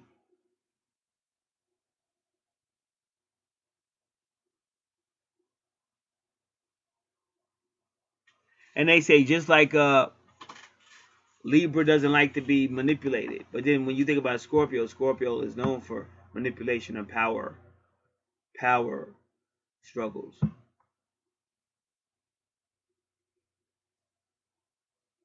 So it's funny. I was just talking about CM Punk. Well, they said the reason why Libra may not like Cancer because Cancer can be very whiny emotionally. Now Cancer could be a sign, but Cancer is also the sign of the family. So Cancer in the ninth house, it could actually be a person with the Cancer zodiac sign, but it could also represent family or in-laws.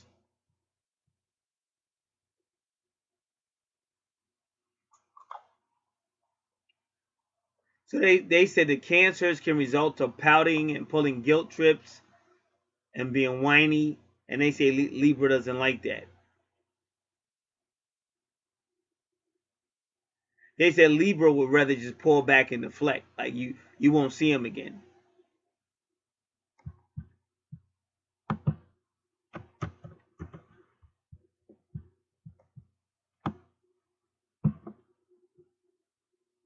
And like y'all gotta understand what I'm trying to tell you. See, a lot of times I talk to people who don't really understand what I'm telling you. Whatever I did, that's why I'm still sitting here. I got a lot of people dead because of the reasons I'm telling you. So it's not a joke. None of this stuff is meant to be a joke, but people think that it is. Because like when you say judgment or karma, that's something people don't care about till it's upon them.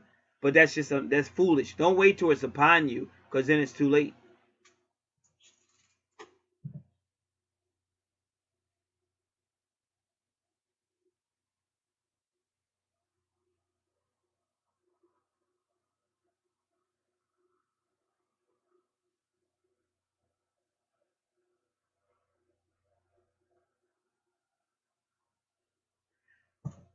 So they were saying the difference, the way a Libra would handle a Cancer.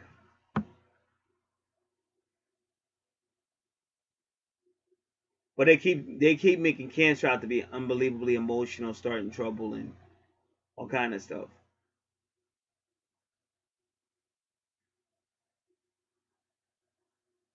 So then they're trying to show Libra how to work it with a Cancer to get past it.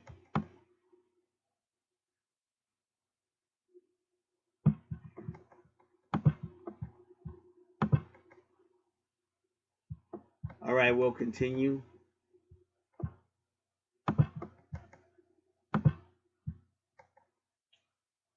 So ninth house, 12th house. Now you have your first anaretic degree, 29 degrees Venus in Cancer, ninth house.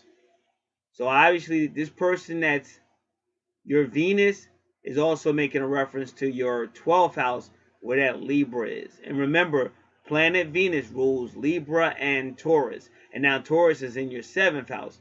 So this could all be the same person. But guess what I'm going to tell you? There is a strong chance that the person in your 12th house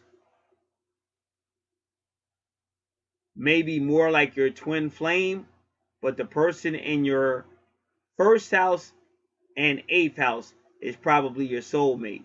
In fact, your vertex cross usually, not always, but usually pertains to your soulmate.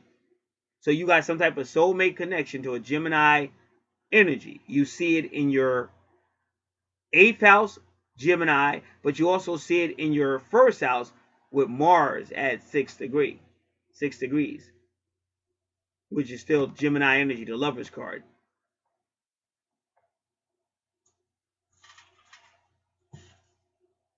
Down 29 degrees in Cancer. So let's pull up that anaretic degree.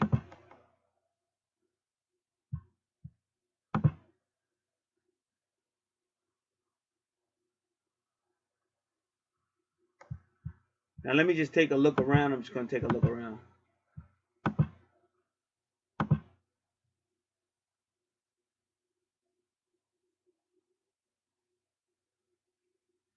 All right. That anaretic degree, did I pull it up? All right.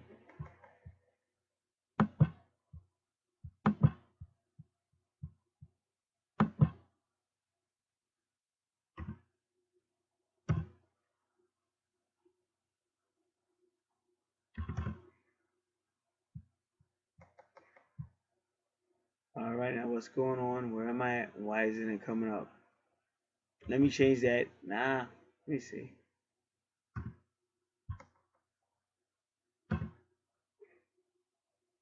Okay, so yeah, it is it. Never mind. This thing's just wilding. But either way, I found what I was looking for.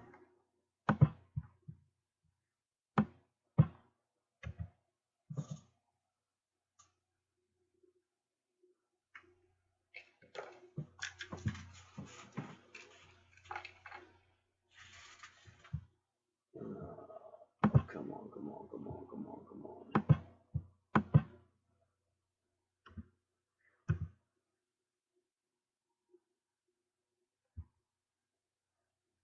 I know what to do.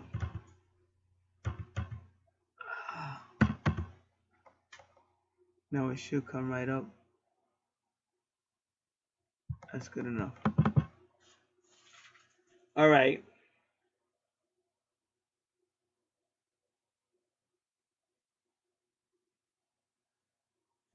So this is karmic situation. So you have a karmic situation with the family in the ninth house, which could be in-laws, but it also could be family. It could also be family in a foreign land or foreigners at a family. But either way, it's right there in the ninth house, but it's somewhat karmic. A lot of times when you see Scorpio in the fourth house, which is your family, that's also like a soul family. Like those people have been together in previous lives, and that's why it's intense, a lot of drama and stuff like that.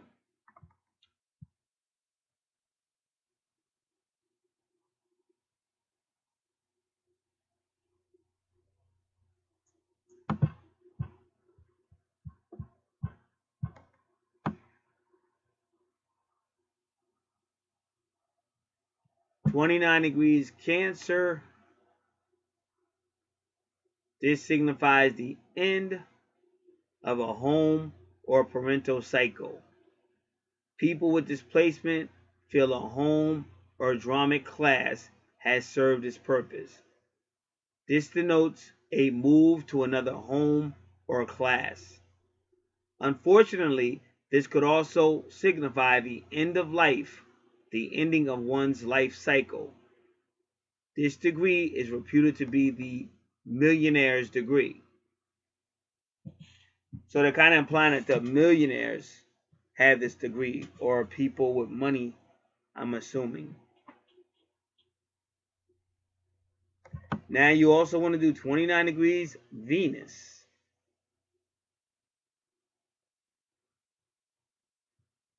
Venus in the anaretic or 29° spot.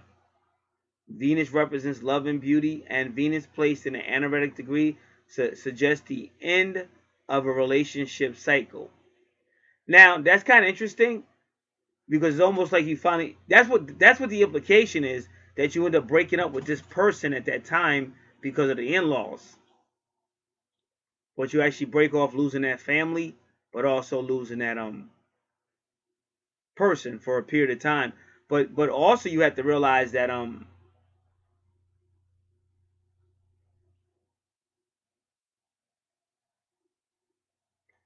the ninth house or Sagittarius can be like a more mature relationship. In other words, like in the third house, you guys are breaking up. But even in the third house, you have Capricorn, which is kind of mature. But when you get to Sagittarius, it's like a more like a second chance or a more mature relationship, and it can also be a second marriage.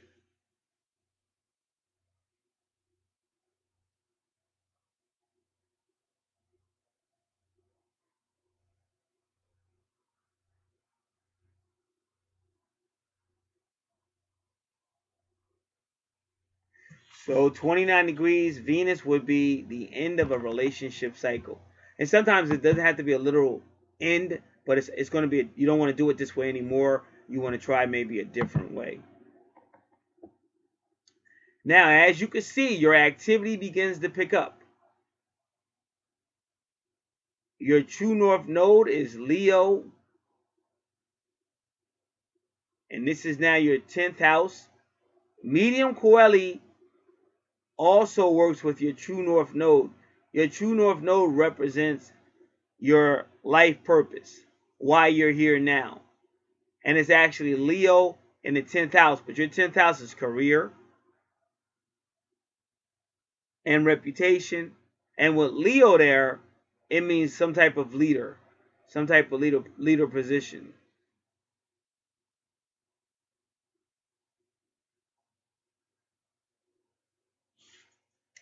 Now this is the area you have to be careful in, because you see asteroid Vesta. Well, asteroid Vesta means that you would burn out if you don't take breaks and take rest. You'll burn out, because this is the area of your life that you will put a lot of your energy in.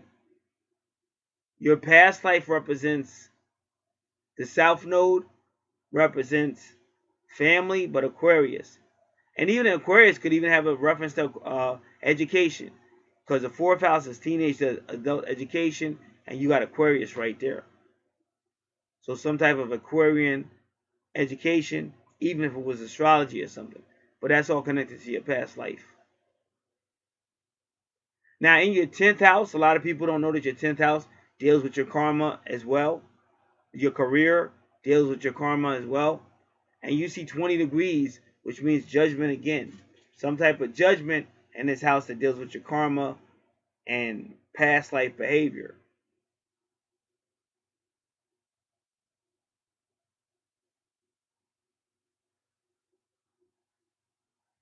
Now again, 6 degrees is going to be the lover card, Gemini energy, some type of doubt. And 6, the number 6 is Virgo, because Virgo and Vesta work together.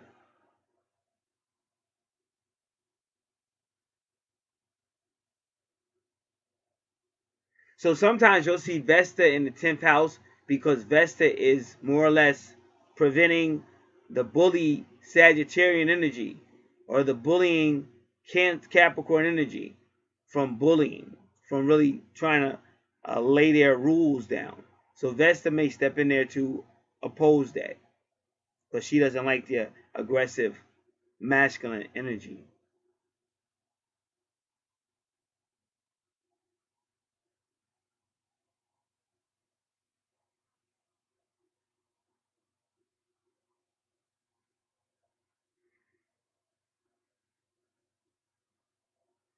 And again, it's just not enough information to know, but Vesta can be spiritual. She can be a priestess, but she can also deal with fire. So you have to be careful, because there could be fire there, burning stuff up, or energy. You might burn out your energy.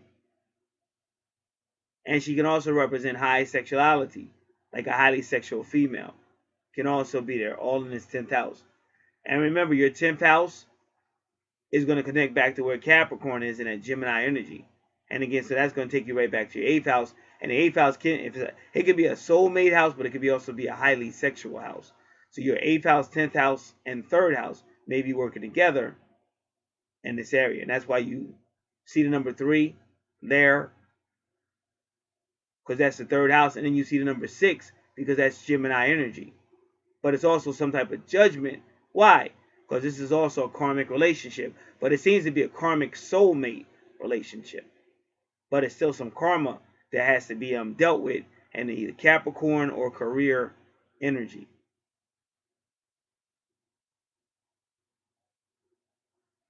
Now,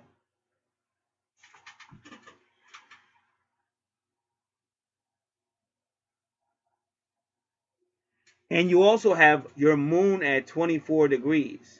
Now, your moon is going to deal with the feminine side, the hidden side, and the emotional side. But if you notice, your moon is at 24 degrees in the 10th house. 24 is the number of return. What does that mean? That means that the universe is going to, if it hasn't already done it, the universe is going to take you back to a time either in your past life or somewhere where you were dealing with this Leo Capricorn energy in the 10th house. So you have to be brought back to that energy again for whatever reason. And really, that's what judgment can mean too. Judgment can mean the end of something. Judgment can be reevaluation of something. And judgment can also mean absolution or total forgiving and forgetting of a situation.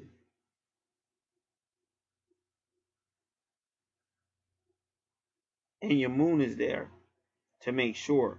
Now remember, the moon also represents that Cancer energy or that motherly energy.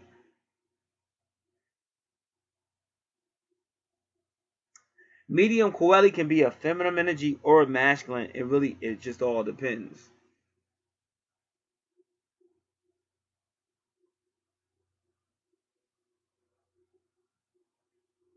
Now we go over to your 11th house. And I like how they spread out all your love. All your love stuff is spread out on this chart. You get to your 11th house, which is ruled by Aquarius. But just like I told you, your 4th house. Now you got Virgo in your 11th house. See, your 11th house is friends, association, and groups. Aquarius energy. Now Virgo represents the home, but that's proving my point. So her home was like basically like maybe she was traveling around or whatever, but wherever she went, like that became her family. And like Papa was a Rolling Stone. So now Virgo takes you back to your 6th house, where you have Aries there. But Virgo represents, like I said, health, service. And maybe that's why she was moving around all the place, because maybe somebody was in the service, moving all around. But service, health, healing, service, the home, small children, small animals, co-workers, and subordinates. So ironically, because of this home connection, you have Jupiter. This is where she's making her money at. But you also have the sun. So you got the sun and Jupiter. So it's all good. This is money. And if you notice, the sun is at 15 degrees. Now, what do we know about 15 degrees? That's your Capricorn energy. This is your devil card. But the devil card is Capricorn energy, but it is implying bondage. And what is bondage? Bondage is when you're working so hard, or you're working so hard to get other things going on this planet, that you're not taking time out to be spiritual. And when you have Vesta in your 10th house, Vesta may be trying to make you spiritual, but I don't think she is, because she's 6 degrees. And that's the Lover's card. But guess what? This is in Capricorn's house. This is 6 degrees, the Lover's card in Capricorn's house. And we all know that the lovers are bound in Capricorn with card number 15. And that's what your Sun card is saying. Yes, your Sun is saying 15 degrees or Capricorn energy. And that Capricorn energy binds the lovers. Like they're too bound to the material stuff, that's why they're having a problem with love. And that might be another reason why Venus goes 29 degrees, which is analytic, like time to get up out of here or time to deal with this. Because like I said, whether it's a soulmate, a twin soul, two different people, whatever, it still seems to be some type of friction in either case. But whoever you're dealing with in the first house definitely seems to be very intense.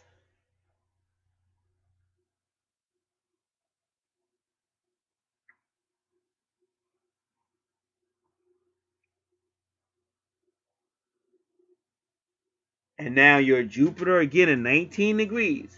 So the sun is shining on this situation. And look at it. There goes Juno again, but almost every time we see, now Juno is, that little asteroid is Juno. And that's who you would end up in a serious relationship with. And that there'll probably be Virgo energy or Aquarius energy. Possibly any of those other signs that are there as well. But the main choices are Virgo or Aquarius energy. But again, you're still under that judgment card. So judgment, like I said, it means some form of analysis that goes on, but then you're absolved, like you're found not guilty. Or even absolved. Absolved means like if it was a committed relationship, now it's absolved where it's no longer considered a committed relationship. Now, very interesting. Your Mercury, which represents communication, is at 25 degrees. But 25 degrees is the law. And you got to also remember that the moon also represents the law sometimes. So it's almost something in your 11th house that causes an absolution of this relationship, so that it has to be legally absolved. And look who's there. Saturn.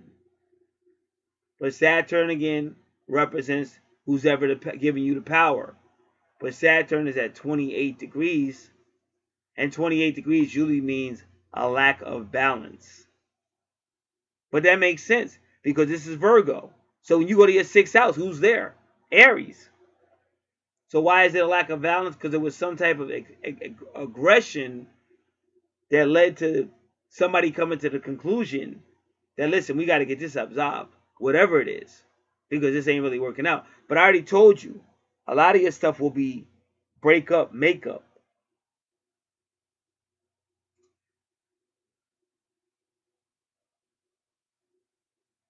And the funny thing about Saturn is Saturn doesn't get along with Aquarius.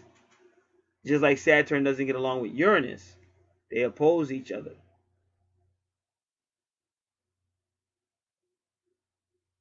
So it almost looks like, see, when Juno is next to Saturn, that's when Uranus is conjunct Saturn, that's the girl that's ready to get married. She's serious. She wants to get married, and Saturn represents her daddy with the shotgun. But now, in between Saturn and Juno is Mercury at 25 degrees, which is only 3 degrees less than 28 degrees. And it looks like the law is being used to tell this gentleman or whatever, we got to get this absolved. Because that's what the judgment card means, 20. We got to get this absolved.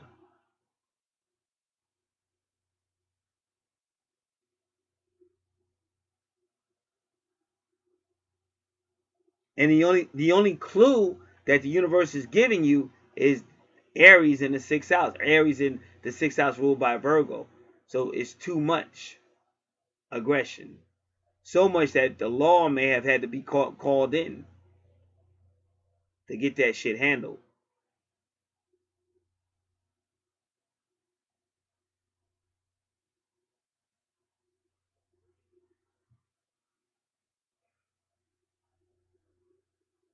And remember, Jupiter rules Sagittarius. Sagittarius is in your money house, the 2nd house. And then you see Jupiter telling you, yeah, it's going to be money. But also, then Neptune takes you. Neptune is 19 degrees, the sun again. So again, that sun sign rules Leo, but the sun sign really rules all, at the end of the day, you know, those fire signs are connected to it too.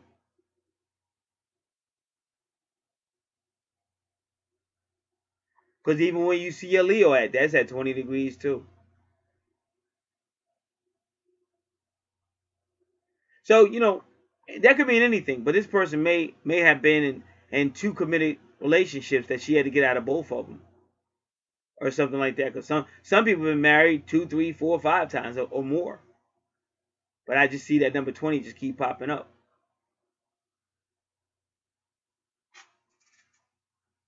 So once again, as soon as you enter your 12th house, you see 9 degrees twice. And that 9 degrees is Virgo energy. Why is it Virgo energy? Because it's the Hermit card. See, the Hermit card, it's interesting that they would put the Hermit energy in your 12th house. Because your 12th house is about solidarity, being by yourself. But the Hermit card, even though Hermit card is by itself, it's not like the number 12. It's not like the Hangman card. The Hangman card is by itself, literally suspended by itself. But the Hangman goes out in public, but he has his own light. He has his own experience, his own wisdom. So that's what you got at that 9, that 9. So that's what that other person said. They said Libra has learned how to deal with being manipulated, and Libra taught it to Scorpio. Now, whether that's true or not, but here you do see this person saying, hey, listen, I'm not going by. See, because whenever you deal with Sagittarius, the 12th house, or Jupiter, you're dealing with belief systems. But we already said that this person probably will learn to not go by belief systems, and they would start to come to their own conclusions. So that's what you're looking at when you see that 9-degree and 9-degree regarding relationships. This person is going to walk by their own light. So that makes them a hermit, because they ain't going to take it they're not going to take in nobody else's insight or advice. But they're really not a hermit, because they'll go out in public. They just ain't going to listen to you when it comes to this stuff, like in this case, relationships.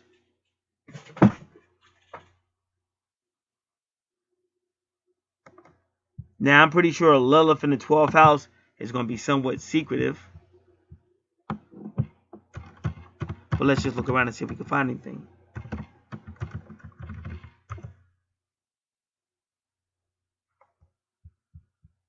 All right, so yeah, we got something.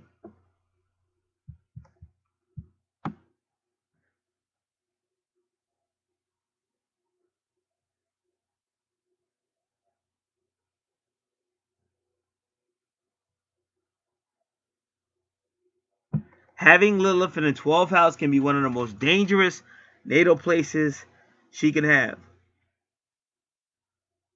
The 12th house is directly connected to the native subconscious and even unconscious mind. So there they can induce a lot of fears.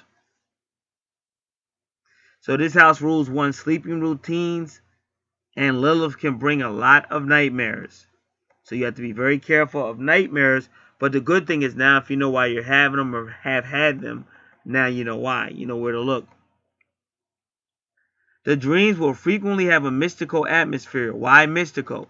Because Neptune is mysticism and spirituality. Neptune rules Pisces, and Pisces rules the 12th house. So therefore, Neptune also rules the 12th house. So it will be in your subconscious mind, your dreams, and things like that. And again, when you learn this stuff, like on my other channel, I teach people how to walk in spirit. But when you learn this stuff, you got to learn how to control your thinking, what you intake, what you read, and stuff like that. That's like some people want to watch a horror movie, all that stuff, and then they wonder why they're having all these problems sleeping, or they strange stuff and all that. Well, what are you inputting? So the dreams will have a mystical atmosphere and be connected with sexuality.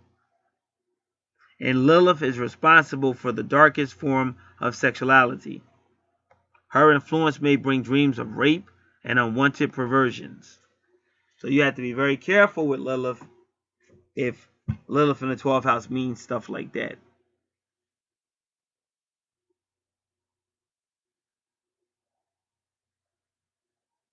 So Lilith in the 12th house can bring addictions to alcohol, drugs, even prescription medicines.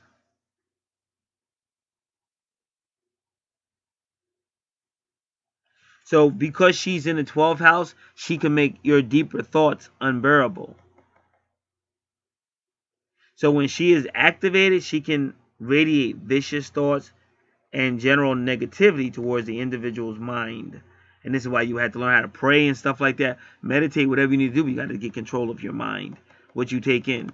That's why I say when people is constantly watching, low frequency stuff and all that debate stuff, no wonder why they come to these conclusions and stuff. And Dr. Delbert Blair said, whenever you go to sleep, he said you better pray for protection, or you better get some type of control over your mind and your emotions, because if you don't, he said other entities will.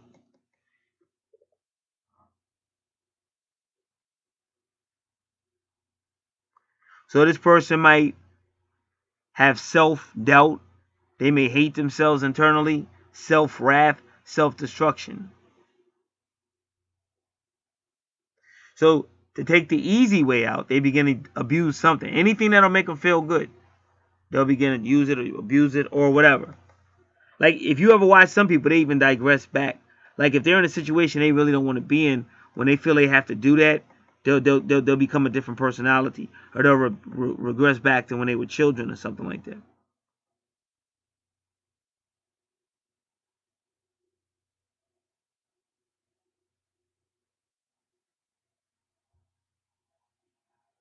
So they say you have to find an alternative way to deal with escapism and things you might be feeling or undergoing.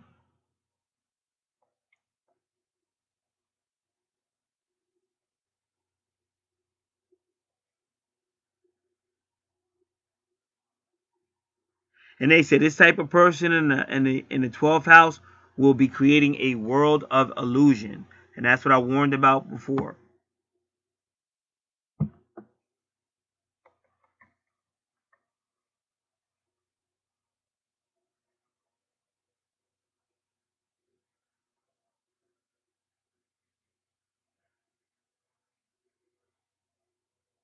But they say Lilith in the 12th house doesn't like to be isolated, because the 12th house can be an isolated house. But that's why your Lilith was pretty much close to was with that 9 degree, which I told you, because he don't mind going in the public, but he's still going to keep his own internal belief system. That's the Hermit, Virgo energy.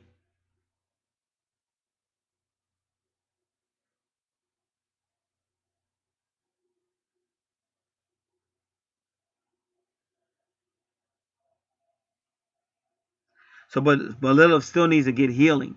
And the 12th house is supposed to be about healing, but you're only going to heal if you pull out all that stuff that's in your subconscious mind and all that repressed stuff and dark shadow and all that. You got to pull it out. That's the difference between the 8th house and the 12th house. They both are dealing with secrets and shadows and darkness and subconscious and all that. But in the 12th house, you're supposed to bring it out and deal with it. It's reckoning. Whereas in the 8th house, it's all about secrets and mysteries and not telling nobody nothing unless you have to.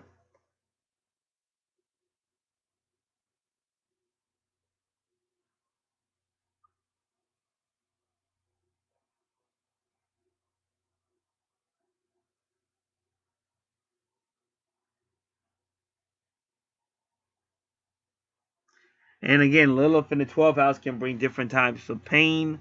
But again, you just have to love yourself and really, like I said, you got to. That's why I said this is not no game. That's why I said when people are doing all this bubblegum astrology on YouTube, all they're asking about, what about a job? I want to be a singer. Where's my love? But they're not looking at what they need to internally working on. So they think they're not working on jack.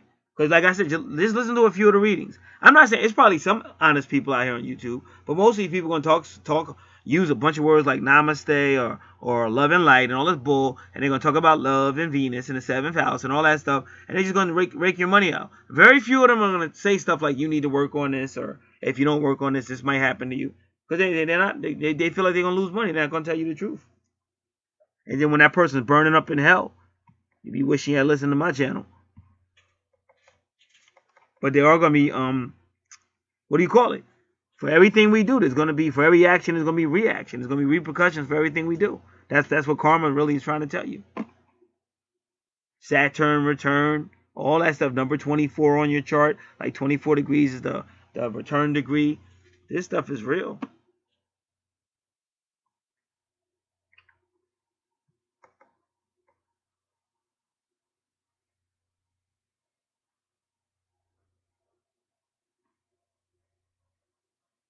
All right, I'm still reading about Lilith. Because they said, remember, the 12th house is about enemies, and Lilith hates enemies. So you got to remember that, too. So there might be even a form of paranoia.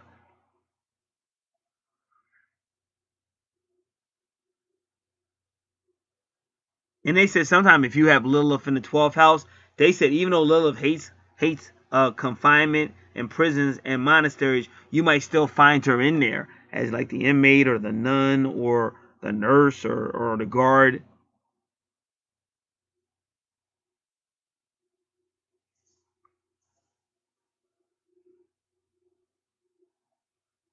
But it comes with obsession. It comes with needless worrying and stuff like that, which we did talk about. So again, a person would have to work on needless worrying. That's why I say what people have to understand. A lot of this information is available even free on YouTube. You know, just do your search engines or use an internet search engine or a YouTube search engine. So that's why I said it's just easy. For some reason, it's just something about this planet where people want to stay in a state where they know shit's fucked up, but they don't want to deal with it. And it's just easier for them to try to spread like crabs caught in a bucket. You know, one crab might say, hey, listen, Let's all work together. 2 of us will try to get out of here. And when we get out of here, we'll try our best to turn this bucket over and get everybody out. And as soon as he jumps up the climb, they pull his ass back down and say, you ain't going nowhere. We're all going to die together. But he just gave them a way out.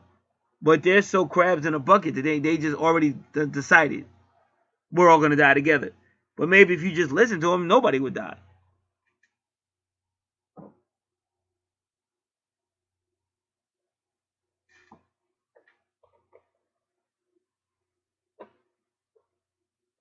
So the 12th house, again, is a gateway to your previous lifetime.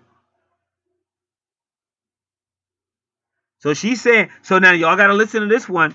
They said Lilith in the 12th house means that some of you might bring enemies from your past life with you through the 12th house. But I already told y'all that. Like, if you follow what I'm saying, that's why I said a lot of your family members are people you've had situations with in past lives.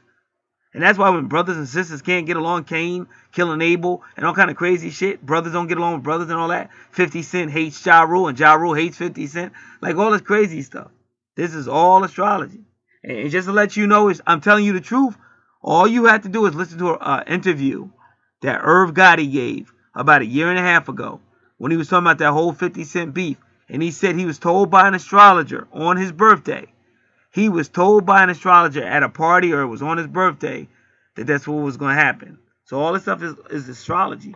All got to do with past lives and all that stuff. And they said that's why this person will be born with an inherent hatred towards enemies and will always be suspicious. Because they already know that they came with them.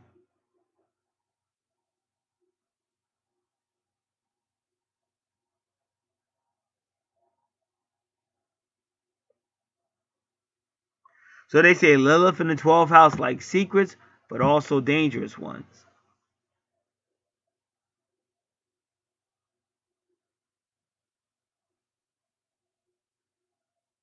And remember, that's normal too, because we keep talking about Gemini energy on your chart. And see, Lilith likes gossiping and shit. She likes those type of secrets. And Gemini is about gossiping. And a lot of stuff that has to do with Lilith could be sexual as well. And the 12th house is sexual as well.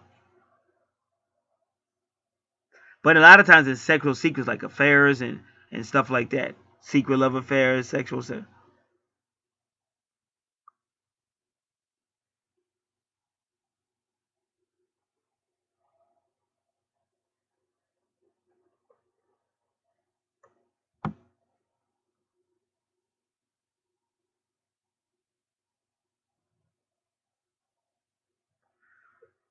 All right, so give me a moment to try to get this information so I have it for the future. So that was real interesting.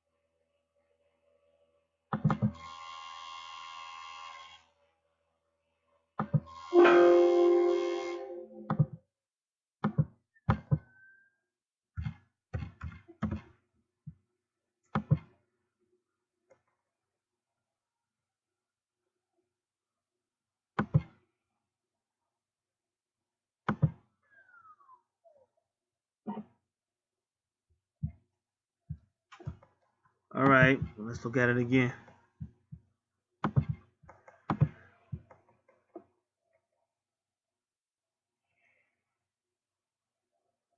All right, now we're going to look at that circle with the X on it. That's part of fortune or good fortune. So we'll look at that.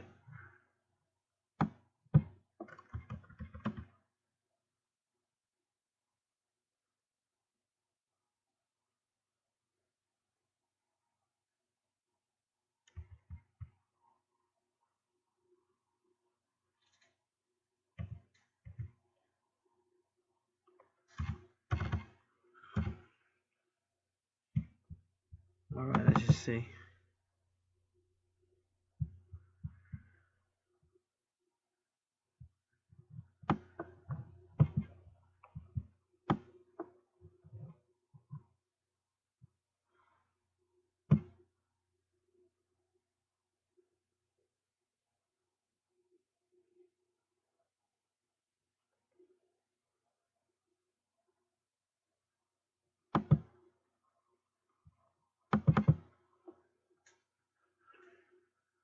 All right, so here we go.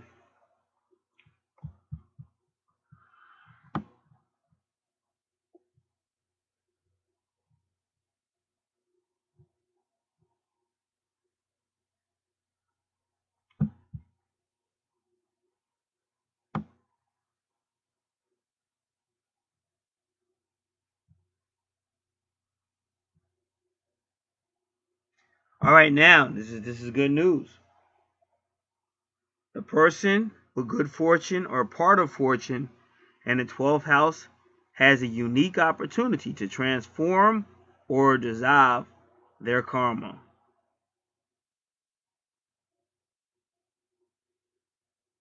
This person also has mediumistic talents and the gift of prophecy.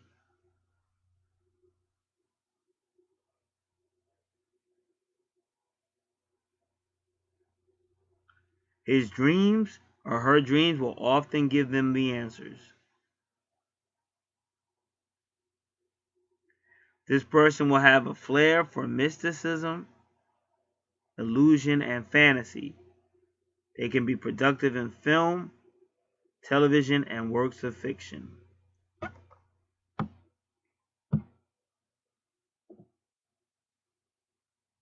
Now, though this person may not know when it will happen, his enemies will often frequently change their attitude from hostility to neutrality, and sometimes even to benevolence.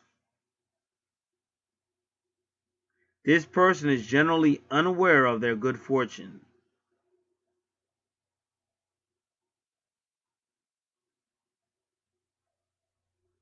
And this person will be treated well by health professionals.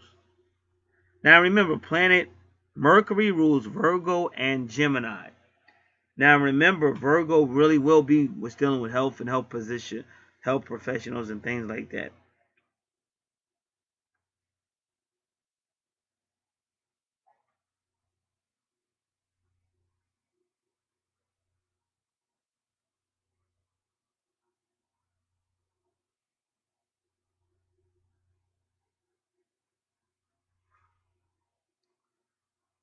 All right.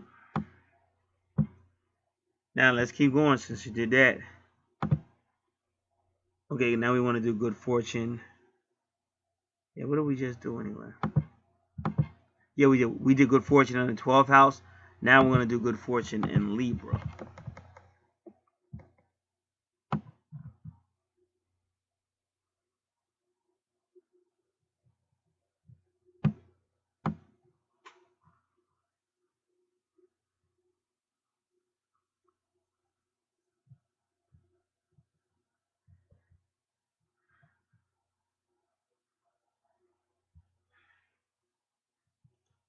Good fortune in Libra, beauty, balance, fairness, justice.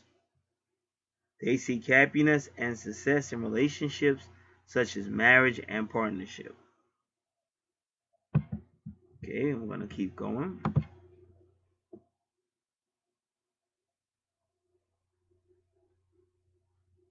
Now we'll say good fortune, Pluto.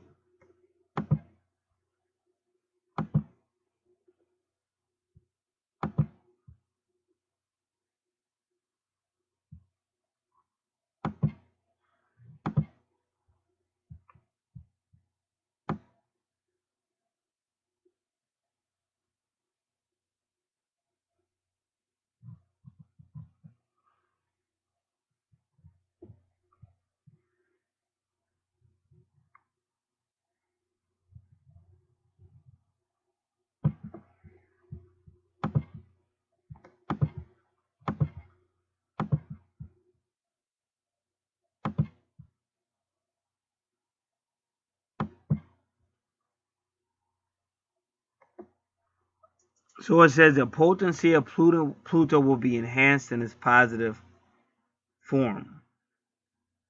When this is good fortune conjunct Pluto, which that's what it is. So this person can find happiness and success in any and all kinds of investigative work, ranging from crime solving to investigating the atom, from studying genetic engineering, manipulating DNA, to the cure for cancer and AIDS. This person can study the mysteries of life in order to transform and improve life on Earth for everyone.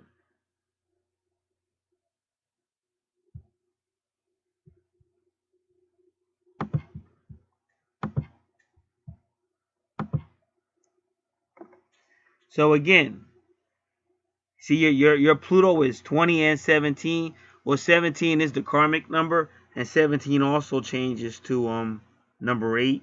1 plus 7 is 8, which can also deal with karmic. And also 17 is the star tarot card, and that's Aquarius. Why? Because you have some type of Aquarius connection in your life, which we did talk about on this natal chart. And also, it kind of looks like your soulmate is connected to the Aquarius, kind of, and then your twin flame, your twin soul, which I explained what all that means, is connected more to the Scorpio drama type. But it's always like a sharing of energy. But it does look like two different people, because I've seen charts like that before, where one is a soulmate and one is the because both of these do end with some type of absolution, whatever that is, and whoever does it. So I can only tell you what I see there. Okay, now your ascendant is 29 degrees. So before we talk about Libra, let's see if we can find anything that says ascendant 29 degrees.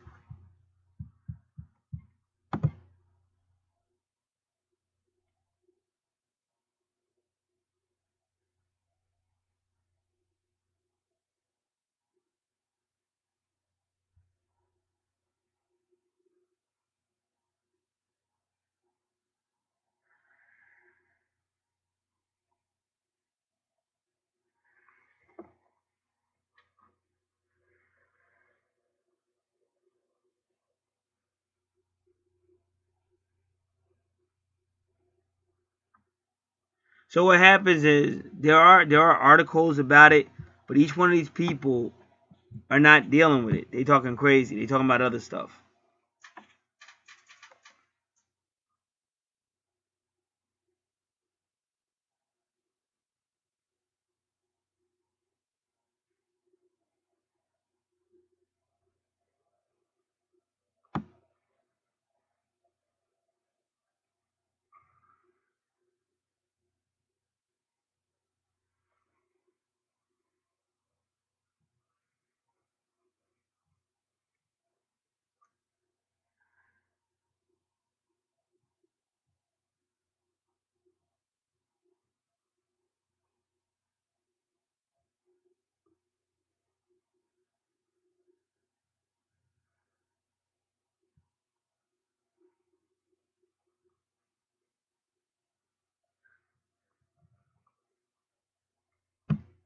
All right. So we can still do 29th degree, and that would be in Libra.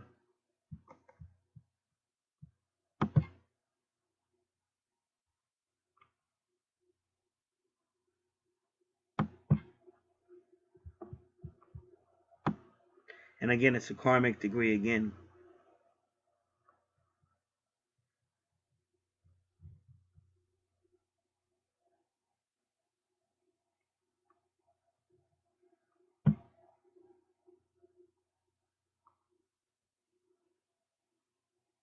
'29 degrees Libra. This signifies the end of a cycle where a pressing legal issue is involved. It requires people to tie up loose ends. It strongly signifies divorce. So I told you within 20 degrees, and that's kind of like I already told you that. And again, when you see Pluto, these endings may not stay, because Pluto and Scorpio are about death and resurrection. So whether this is one person with two different times y'all separated or divorced or whatever the case was, or whether it's two different people and things like that. But that is the situation. So this will conclude the analysis of this birth natal chart. Now again, I do got sales going on. One sale ended, then I started it back up for the weekend. All the stuff is on Archangel Revelations and Prophecy 444. Like I said, some people want to get started with the natal charts. There's information in the description box, but you can also request me. If you don't have the most real, you can also contact me. If you don't have the most recent services offered and price list, again, you can contact me. But most people get started, because I get a lot of people that just get started. All you need is your birth date, month, day, year. Write it out. Why? Because different locations do it differently. So there can be no confusion if you write it out. Because if it's a confusion, then you may get the wrong thing. But if that's the information you provided, that would be the order. It wouldn't be like, oh, I just found out. No, it can't be, I just found out. So when you present it, just write it out. July 7th, 1974. Whatever it is, write it out. Then you can't mess that up. City, state, and country, if not the U.S. And also time of birth. Now, different ways you can get your time of birth. You either have it. You might ask a relative, when was I born?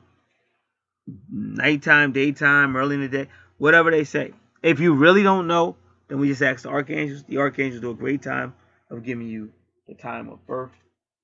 And then you just get started. So, just like this chart, the woman basically made payment. And because of the time schedule, everything, it was able to be done within 2 days after that. It's usually done pretty quick. All right. And you see it's very thorough.